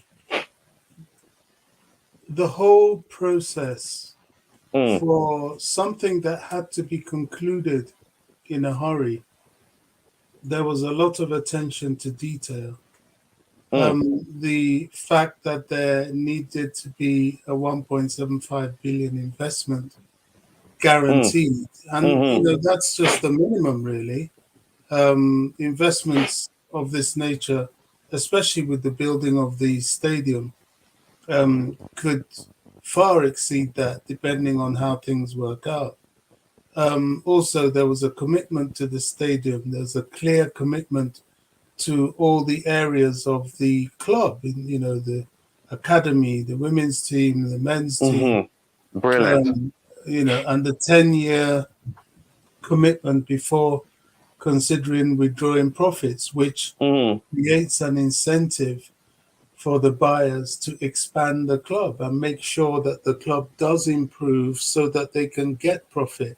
And one of the ways to get profit will be to increase gate takings, which will be by building a stadium. So I can see them starting that stadium project within the year of being owners. So for the type of deal it was a very well-structured deal. Yet again, giving credit to Roman, the people he selected to structure the deal, the Rain Group, and all those really all around that fed into the deal. What was designed to be hurtful ended up being good. And I just want to retract to an earlier question you asked. I've said this on other platforms, especially when we went through the whole COVID thing. What content makers fail to understand, especially those of us in the Chelsea community, is the work they put in for the community. The support people like yourself have given to a lot of people. I know of a lot of people, Chelsea fans out there, that have various mental health challenges, depression, anxiety, and all this helps, to have a forum with which you could talk to people and to share things, share a passion that only other fans would really understand. So it's an incredible work that, I know you guys, you do it as a hobby or for whatever reason, but believe me, it's a service. and it's a very just service. And long may it continue. I sincerely do appreciate that. And again, it would not be possible without people like you, because it's pro bono. You come on whenever you have time and you do all this things and you get nothing out of it. Again, I appreciate that. And thanks to my fellow content creators. It's not been easy. DJ, let us know. You heard the question I asked him. Yeah. What do you like the most about the structure of the deal? That is, whatever you want to talk about, whatever part. The part of it that you like the most, Roman made sure it's included in the deal to make sure the club is in safe hands. To be fair, Coach, I like the whole deal.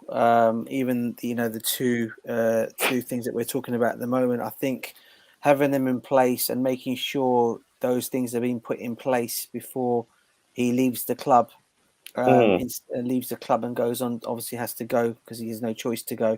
But making sure the club stays in safe hands, and I do believe he's gone ahead and done that. And I've said it before.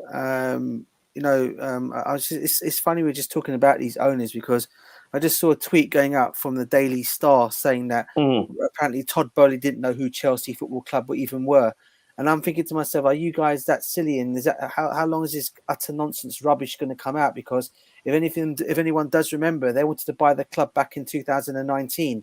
I don't know. Do they have a brain at all? I don't think they do somehow or another. Go ahead, brother. Because this is what we're talking about: hatred towards a football club. When a paper like that comes out and talks utter nonsense, saying that Todd Boehly did not know who Chelsea Football Club were. Come on, the guy wasn't.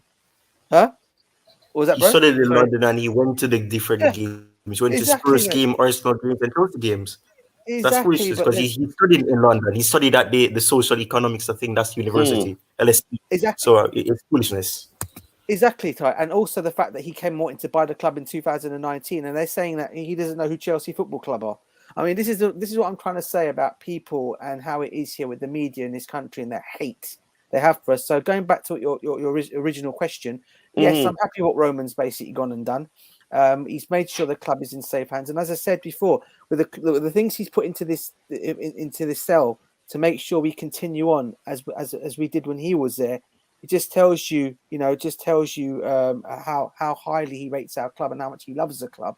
And I can only see, as I said, the Todd Boehly and his consortium doing the same thing. So yeah, I'm glad it's there, and I think they're happy to have that in place as well. Because come on, we're talking about a lot of money here. We're talking about 4.25 billion. No one it's no chicken change. It's not, and no one goes and puts that kind of money in if you're not going to come in here and make it a success story to what it is already. So, yeah, I'm happy, and I'm happy those things have been put in place. Yeah, Ty, you go ahead. I'll let Nick round off this the answer to this particular question for us. Ty, you go ahead. Let us know what you like the most about the deal. Yeah, and I mean, I hope it's fine for me. Are you hearing me, first of all? Yeah, your microphone is actually the best today. Really? That's okay. Yeah. Anyways, okay. So with me, I hope it's fine for me to say this, but I mean, like what I had said in my my explanation of the anti-Glazers clause. Even when I was looking up the information, to understand fully, because obviously I study business as well, so I kind of understand the terms like dividend and things like that. So I mean, like with the dividend and the fact that Roman, he ensured that certain things were put in place to ensure that, because even though Todd Boehly came on, he was saying things and he sounded like he was the best choice. You just can never know. People say things, and I mean, like in some cases, actions speak louder than words. So I mean, like the actions that he had to take, the things that he had to go through to give so much type of assurance that he is in it for the right reasons, it's good because having to wait 10 years before you can pay off dividend and pay the individuals that are in it, that are trying to invest in the club. It's something good because I mean it just shows that he has the right intention, because no one who doesn't have the right intention is going to be so obedient. And I mean, and I use the word obedient because you've seen reports come out that the reason why they stood out so good, and that's why they stood out so much, is because they followed every guideline that was presented to them, whether it made sense, whether it was foolish. They listened to it, they followed it. And I mean that is respectable. And I mean, going to games even before you're even chosen, you have the final three bidders in the shortlist, and you're going to games showing the support, being there.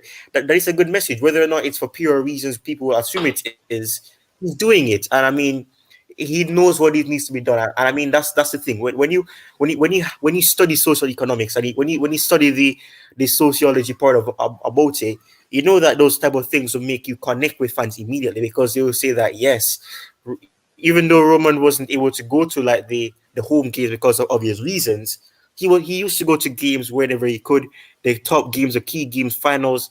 He loved to do that. So I mean, like, Todd Boehly will obviously be more vocal, because I mean, he's not really a private person like Roman was, but he's gonna be more public. He's gonna communicate with fans. He's gonna be, supporting. And I mean, like, he won't be at every game, obviously, because obviously he's a co-owner of a baseball team. So obviously the games probably may tie in together, so he won't be at every game.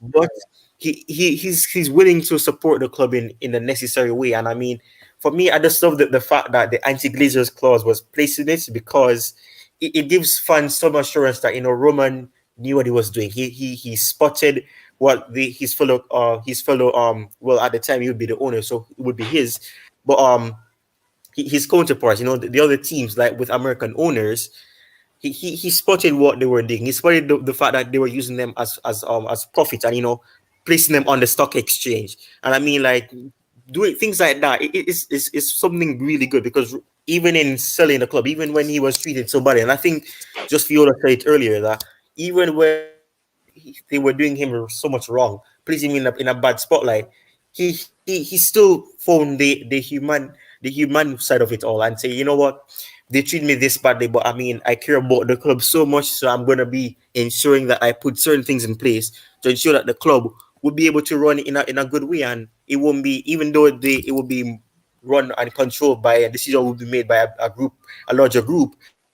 It just shows that even at the end of the day, he knows what he's doing, and he ensures that the club will be in safe hands, and that fans can be happy and confident that before 10 years they won't be able to take money out of the club and try to use the club for profits only. So that's the positive for me. That's a very powerful one. Again, I think the anti-Glazer clause. I love that one so much. And again, I kudos to the person that made up that name. I think it makes sense. It makes it easier to understand what it is really. Nick, I'm going to come to you to help us round off this particular question. Nick, what's your favorite part of the deal? I know you're well acquainted with the whole thing. What do you like the most? What Roman made sure it's never going to happen, the anti-Glazers clause, or whatever, maybe something we haven't talked about on the panel. You go ahead and tell us what you like the most about the deal. Yeah, of course. Roman made sure, we ain't going to have what Arsenal or Tottenham, not Tottenham, they're going to leave United, Tottenham, Liverpool.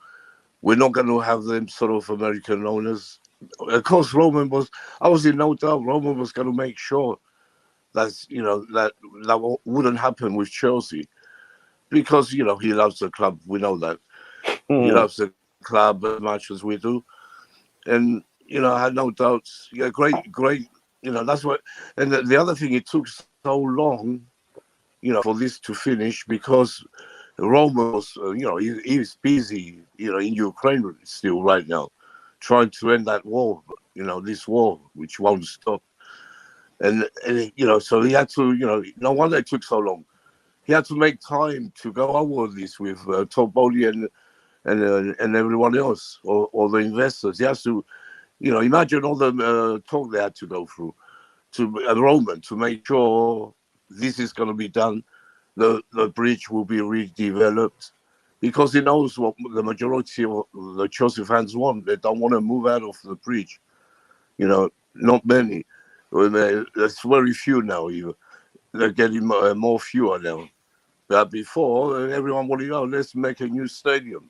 No, that wasn't the way. Roman understands the real Chelsea fan. That's what I love about him. Yeah, and he made sure of everything. And it took so long because he had to make, every single detail, even with Aspie, telling Boehly, you have to give Aspie, if he wants to stay, he stays. If he wants to go, he goes. Really? Yes. Boehly actually said it.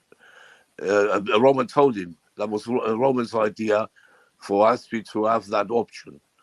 Yes, that come out. That's facts, and Wow. that's why Aspie has a choice. You know, if he can, it's up to him. Chelsea won't throw him out. No way. And you know, there's a lot of things like that. You know, which makes Roman even a bigger legend. And I keep saying there can't be anyone else like him in our history, and there won't be. You know, Ken Bates done great things. You know, all right, some bad things, but he had no choice. He didn't have the money. But Ken Bates took over from Brian Mears and made it possible. He brought Glenn Hoddle in, made Chelsea play beautiful, attractive football with a Hoddle playing and then being a player manager, bringing Hooligan in. He started all from Ken Bates' vision. Because there's a video, if you go on YouTube, you can find it. Chelsea history, you know, from 1905 to this day now. And you will see when it comes to Ken Bates' vision, it shows the model Stamford Bridge as it is now. That's what his vision was, to make that stadium as it is now. He started that. And Roman came in, he found Roman Abramovich to take over and bring all the trophies, what we missed, you know, throughout our young Chelsea fanhood. How can I say? Because we missed, you know, we had to wait years and years for the first FA Cup win. We had to wait 50 years for the first league title. You know how much that meant to Bobby, me, fans like us, you know, who went through it all. It was unbelievable. We couldn't believe it. But you know, Roman made all these dreams come true. You know how in the 70s, who would have thought? You know, after we won the FA Cup and the Cup Winners' Cup, who would have thought? You know, Chelsea would go on and win league titles, let alone Champions League titles. You know, European champions, World Cup champions. We couldn't have dreamt it. You know, So you know. That's why I feel this day belongs to Roman more than the new owner. Yeah, I do agree with you, and that's why you said also it's a bittersweet moment. That's indeed what it is. And then Nick, thank you again for that great response. I'm going to come to you before I go to Bobby DJ. I want to ask you this so that because we have a few minutes to round up, then I'll ask the final question for everybody on the panel. Explain to us, DJ, so are we able to finalize if we're talking to any player or club? Yeah. Are we at this point allowed to put pen to paper? Yes, now I know I've checked the mega store is open. Yes. People can actually go there and buy stuff. So you let me know, are we allowed to finalize, get players to put pen to paper? Yes, we can now. I do believe one deal will be getting completed by the end of this week. Please don't say it. I'm not going to say it though. I can't say it. Possibly two, but again, I can't say it. But yeah, definitely. Yeah, we can finally do business, which is great. We also got to then start to look at the players that we're going to be getting rid of as well, because there's going to be a few of them there. And so yeah, I'm just now looking forward. As they say, I'm just waiting for transfer window to start now. Coachila. I just want to see our business players coming in and what players are going to go out. It's that exciting time of the season now, isn't it? So yes. Let me start with Bobby. Now, sorry, were you still saying something, DJ? No, that's it. Okay, Bobby, coming to you again. When this whole thing started, when we heard there were more than 100 people who were vying to buy the club, although we were only told about a few. A few of them were made open because they chose to. Some of them chose to remain anonymous until the whole thing ended. That is where the Todd Boehly consortium? Were they your favorite? Do you know, I never had a favorite. Yet again, you know, as I said, I wasn't. Nothing about this deal excited me. Mainly because of how it was set up. So everybody that was bidding, and even the preferred bidders, there was nobody that really left me feeling excited. I couldn't, Roman Abramovich is a hard act to follow. And everything Nick Blue has said is just so true. People of our generation and, people like DJ, although he's younger, he's a Chelsea raised lad. So he knows, they know how it feels. I remember as a kid, I had a cousin that supported Liverpool, and I used to look at them, winning all these trophies, and we we ended up with a wooden spoon most seasons, if we were lucky. So what Roman did was give us all our dreams come true in 20 years. So it's a hard act to follow. I wasn't excited about anybody. I wasn't, there was all this talk about the Saudi group and all this and that, and the group from South Korea, and it sounded a little bit appealing, but nothing really rocked my boat. When I started getting on board Tom Boehly, and even then I wasn't really excited. After all the whole Ricketts shenanigans and various things that just showed, he just kept coming to the top. The cream always rises to the top.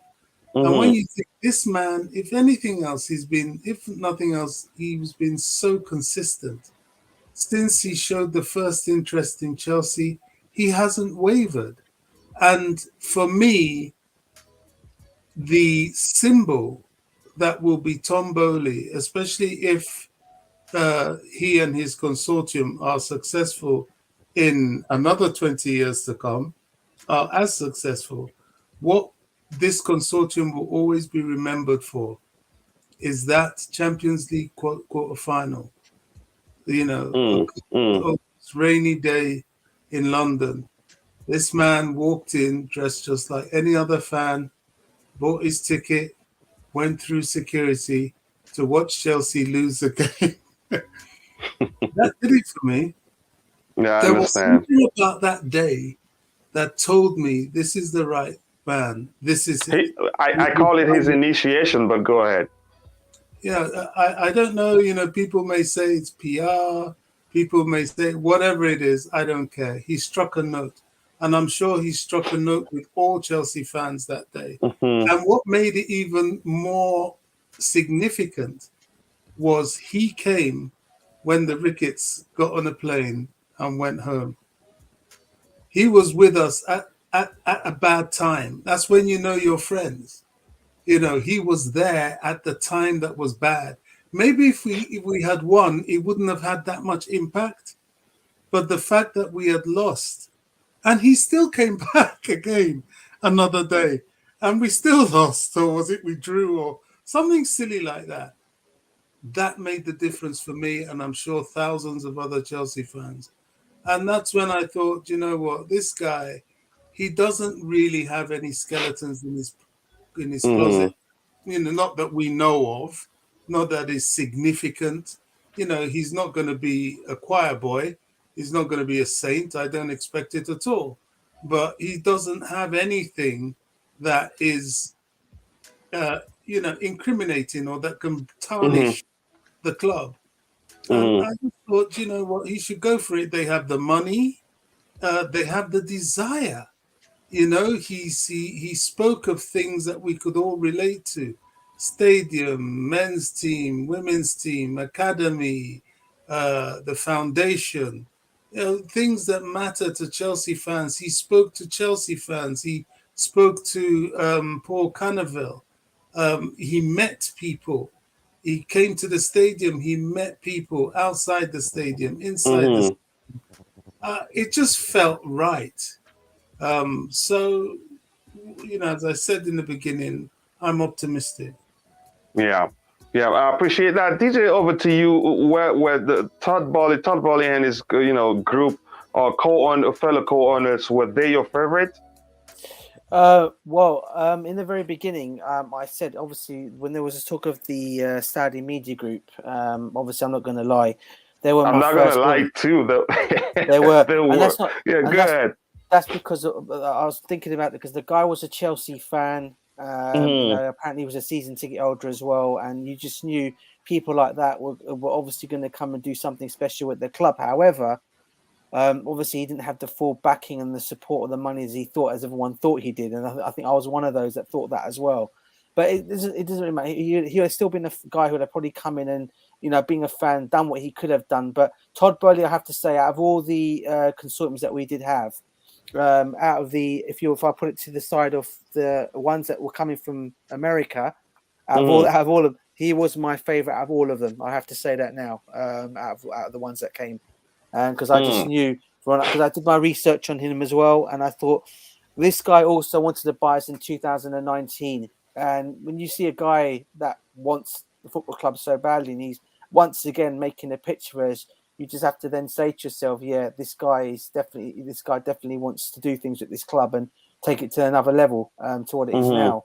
So yeah, for me, yes, he was always like my second choice after the Saudi media group. He was my second choice. I'm not going to lie, but I'm happy we've actually got him. I'm glad we got the second choice, and I'm sure he will do the wonders at the football club with his consortium. I think I gotta say something. I think we're actually lucky. It was a staff then who always questioned where the Saudi media group money, where they were going to get the money, and also we had when we analyzed the Saudi media group, because we analyzed the groups one by one, and when it was your turn, we were concerned about ethics because they're related to the owners of what's it called, Newcastle United. So we knew, you could argue, we knew after that research, after that analysis, we knew immediately that was going to be an issue. I think Nick also was part of that particular show. That staff was clamoring that there's going to be an issue there. First, where is the money coming from? And the other, I think they are related to the Newcastle owners. But I'll get to Nick soon. He's going to end this particular questions for us too. Ty, let me know whether Todd Boehly and his fellow co-owners, were they your favorite? Yeah, actually, I mean, I was keeping my eyes open for each of the ones that were being said. Obviously, the Saudi media groups, it sounded a bit suspicious to me. Obviously, I remember when you had the Turkish guy coming around and saying that we're gonna be flying the Turkish flag. Yeah, and that caused a lot of fight on panels. Yeah. But for me, I mean, the Todd Boehly group, I mean, the everything that he was saying, the way he was going about it, I mean, like, I know Bobby was saying like he didn't have a favorite, and I mean, like, what he mentioned about the fact that he was going around and I was even saying this too, like, even people say it's a PR stunt, whether or not it is, he's doing what needs to be done, because that just makes the fans buy into what he's trying to. If I can come in quickly, what stood out for me was that he didn't overdo his. Some others others were overdoing whatever they were doing, but his was, you could say, was moderate, and it did come across to me as sincere. It didn't. Exactly. Most of the his videos I watched actually were from the past. His interview where he talked about the importance of winning, a sports team winning. When you win, then the rest of profit can follow and other things. But you go ahead, Ty.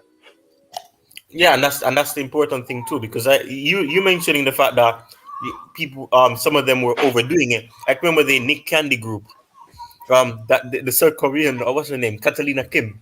I can never forget that name now. She was on Twitter. She joined Twitter, saying, outlining what each of the people in the consortium are all about, and I was like, seriously, what are you doing? You don't need to say this. And I mean, the funny thing is, and I love that you mentioned that, because Todd Boehly was actually the most quiet one. People weren't considering him really. People were talking about the Saudi media group or the Turkish guy group, because they thought it was real. I mean, you had in the initial series, you had Jimmy Radcliffe. I think is that his name, Jim Radcliffe. Who was also mentioned, but then he said that he's not in it, and then after that comes back later on for But then profit. again, just quickly, that was comical actually. Again, Yeah. we started seeing pictures of him and Roman, and later they said they sent the email for that's the bid hilarious, to the man. wrong address. It was really comical. But go ahead. I don't Yeah. get it. It was clear Yeah, I think then it's that for it was attention, man. just a publicity stunt. Go ahead, Yeah. Ty. Yeah, we're doing it for attention. But yeah, I mean, with Todd Boehly, he went the more quiet route. I mean, obviously people will give literary reports, but they didn't know entirely who, because obviously we heard about what is it, the LA Dodgers guy. I think one of them joining in with the consortium as well. I don't remember his name. Coming in to back him as well. So you could see that Is it Pagluka? no, I don't see that. Not Yeah, go ahead. But just go ahead. Yeah, but I mean, at the end of the day, I mean, the way that he did it, he wasn't he was doing it publicly, but he wasn't overdoing where, like, yes, I'm Todd Boehly, I could quite easily become your owner. He was doing that. He was being there. He went to the game as a fan. He dressed up casually, like a normal fan would. I mean, he had on headwear and scarf and everything. So I mean, for me, that really stood out, because the fact that he's going around doing the things that fans would do, he's like he was trying to connect with the fans, and that's what you need. Because yes, you need to be professional, but at the same time, you need to be able to think from a fan's perspective, and that's the one that makes sense. Because you can't be saying, "Oh, get this player in, get this player in." You have to think about it rationally and what's going to happen, because we've seen now after 4 years that we keep spending big, and sometimes it works out, sometimes it doesn't work out. But we need to take the more conservative method of thinking about players having data, like he's promising, having good scouts that will tell you that, you know what, this player has the attitude that probably would suit the manager or the head coach. So let's try to get him. But if it's not possible, let's find other options, because the market has players. We just need to find the correct personalities, and they don't need to be players that are like your Lewandowski, your Hakimi, your people like that. It could be players that actually are quality, but they're not really being mentioned. So Todd Boehly, he was taking a more quiet route, trying to do what needs to be done. And just, in the end, he was chosen the preferred bidder because of it, because he was being obedient and he was following every protocol that was placed in front of him, even if some people would have thought it was overdone or probably didn't deserve to have to go through all that stages. But he followed the protocol, and that's what something you can respect. Yeah, thank you very much, Nick. To you, before I ask the final question, round off the response to this question for us. Whether that is the Todd Boehly group, and everyone else in the group, were they your favorite, or you had other people in other groups in mind? No, when it came to the last three? Last three. Todd Boehly, you remember? Yeah, I wanted Todd Boehly when it came to the last three. It was Bolton or Boehly, the best two. What I thought, and in the end, I wanted Boehly in the end, because he came across. I don't know, just came across more honestly, truthful. Approachable, if you like. More approachable, if you prefer. Go ahead. Yeah, approachable, more, more like an honest guy. Yeah, because he met all the Chelsea groups and the Chelsea Trust, they preferred him as well in the end. He came across much better than the others. So, after hearing everything, I wanted Boehly. And I wasn't in doubt, the last stages, I wasn't in no doubt that he will win. And he did. He seems, we don't know him properly yet. We will find out. But he seems genuine. And, he promised to do a lot of things. It won't be easy, but I think he will do these things. The rebuild, hopefully, the rebuild will start soon. And to bring back Tuchel with the players he wants. He's promised all that. He's promised Tuchel. He's promised the fans for success. You know, he's going to carry on the success from even take it to another level, he said, from Roman. So I think the guy is genuine. That's what I like about him. And again, I go ahead, brother. Go ahead. Yeah, not much else I can say about him, really. Yeah, he's genuine. I'm sure we're going to have a great future. And you can see even now, the rival fans are saying, "Oh, American owner, so next year they ain't going to win nothing," and all this rubbish. You know, because we got an American owner. I think we're going to become Arsenal or something. But they're going to be proved wrong as always, and put in their places the rivals. You know, because like we keep saying, they hate us. They're jealous of us. Even the Premier League, Sky Sports, everyone hates Chelsea. And I don't care a bit. They can hate us as much as they want, but when we start winning trophies again in the league, we're going to see what they say then. They're going to say, they bought it with money again. They can't say we bought it with oil money. That'd be a good thing. But they're going to find some silly things to say, I'm sure. But it doesn't bother me. We're better than them. You know, we're the world champions, best team in the world, really. So yeah, you're right. We're still the world champions until the Club World Cup is played again. Go ahead, Nick. You were still saying something. I want to go to Bobby quickly because he says he has a low battery. I can't say any more good about Boehly. He does. I do like him. I haven't.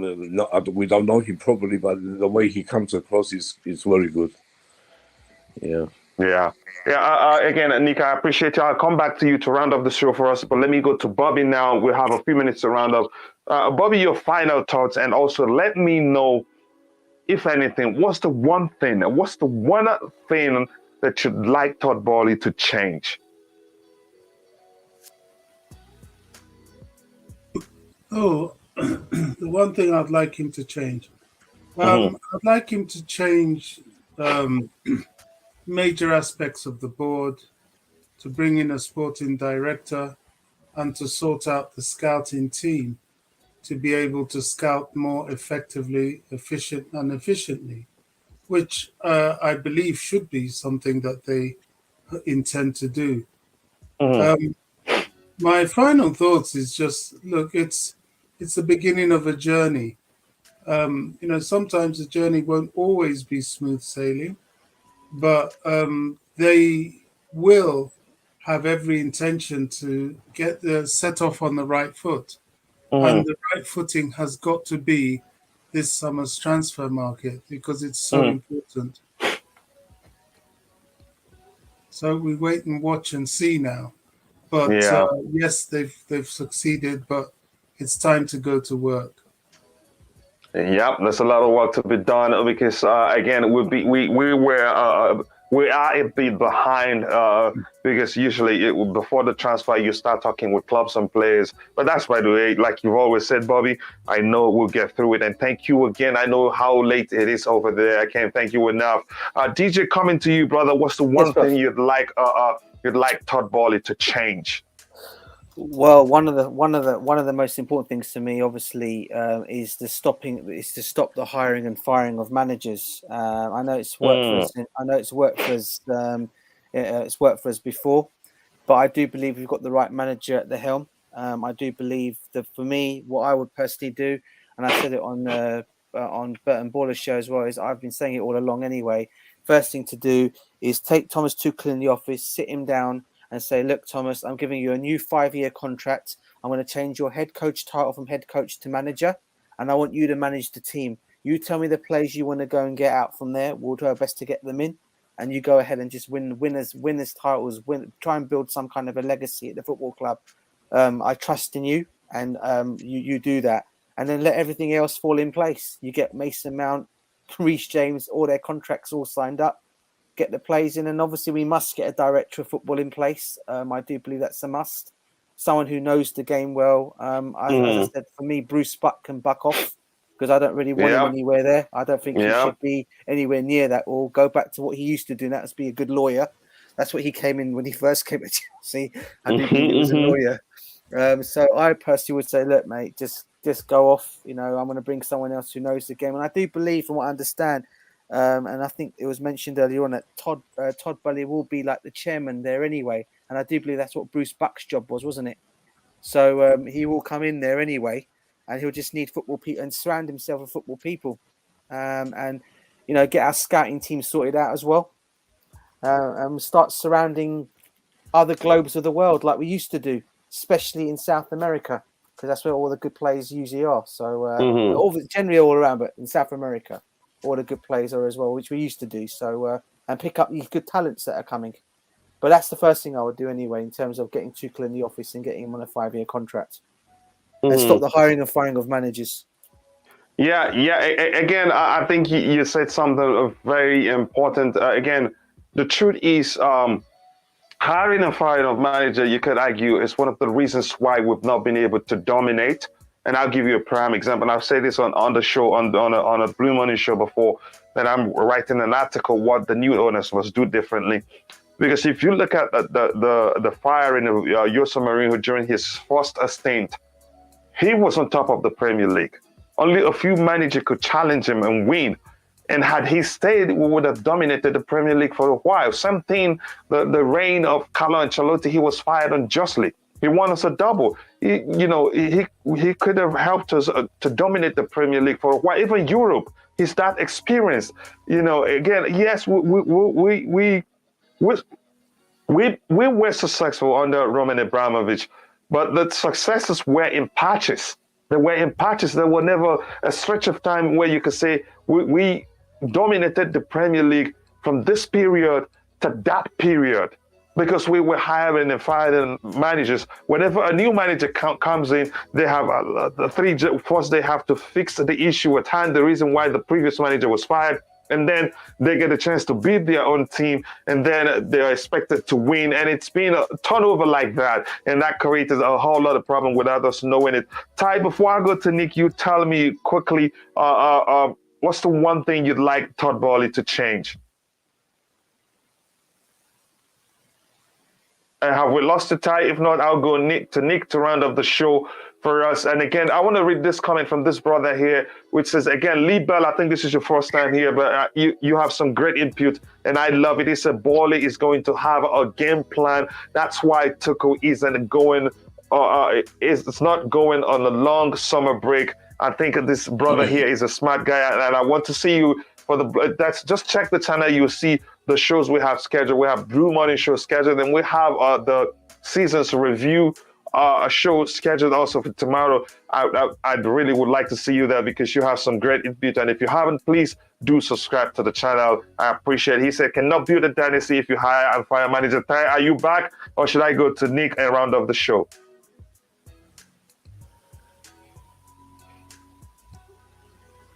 Okay, I'm going to go to Nick. Nick, your final thoughts, and let us know the one thing you'd like Todd Boehly to do differently or change, however you want to phrase it. You're the senior panelist here.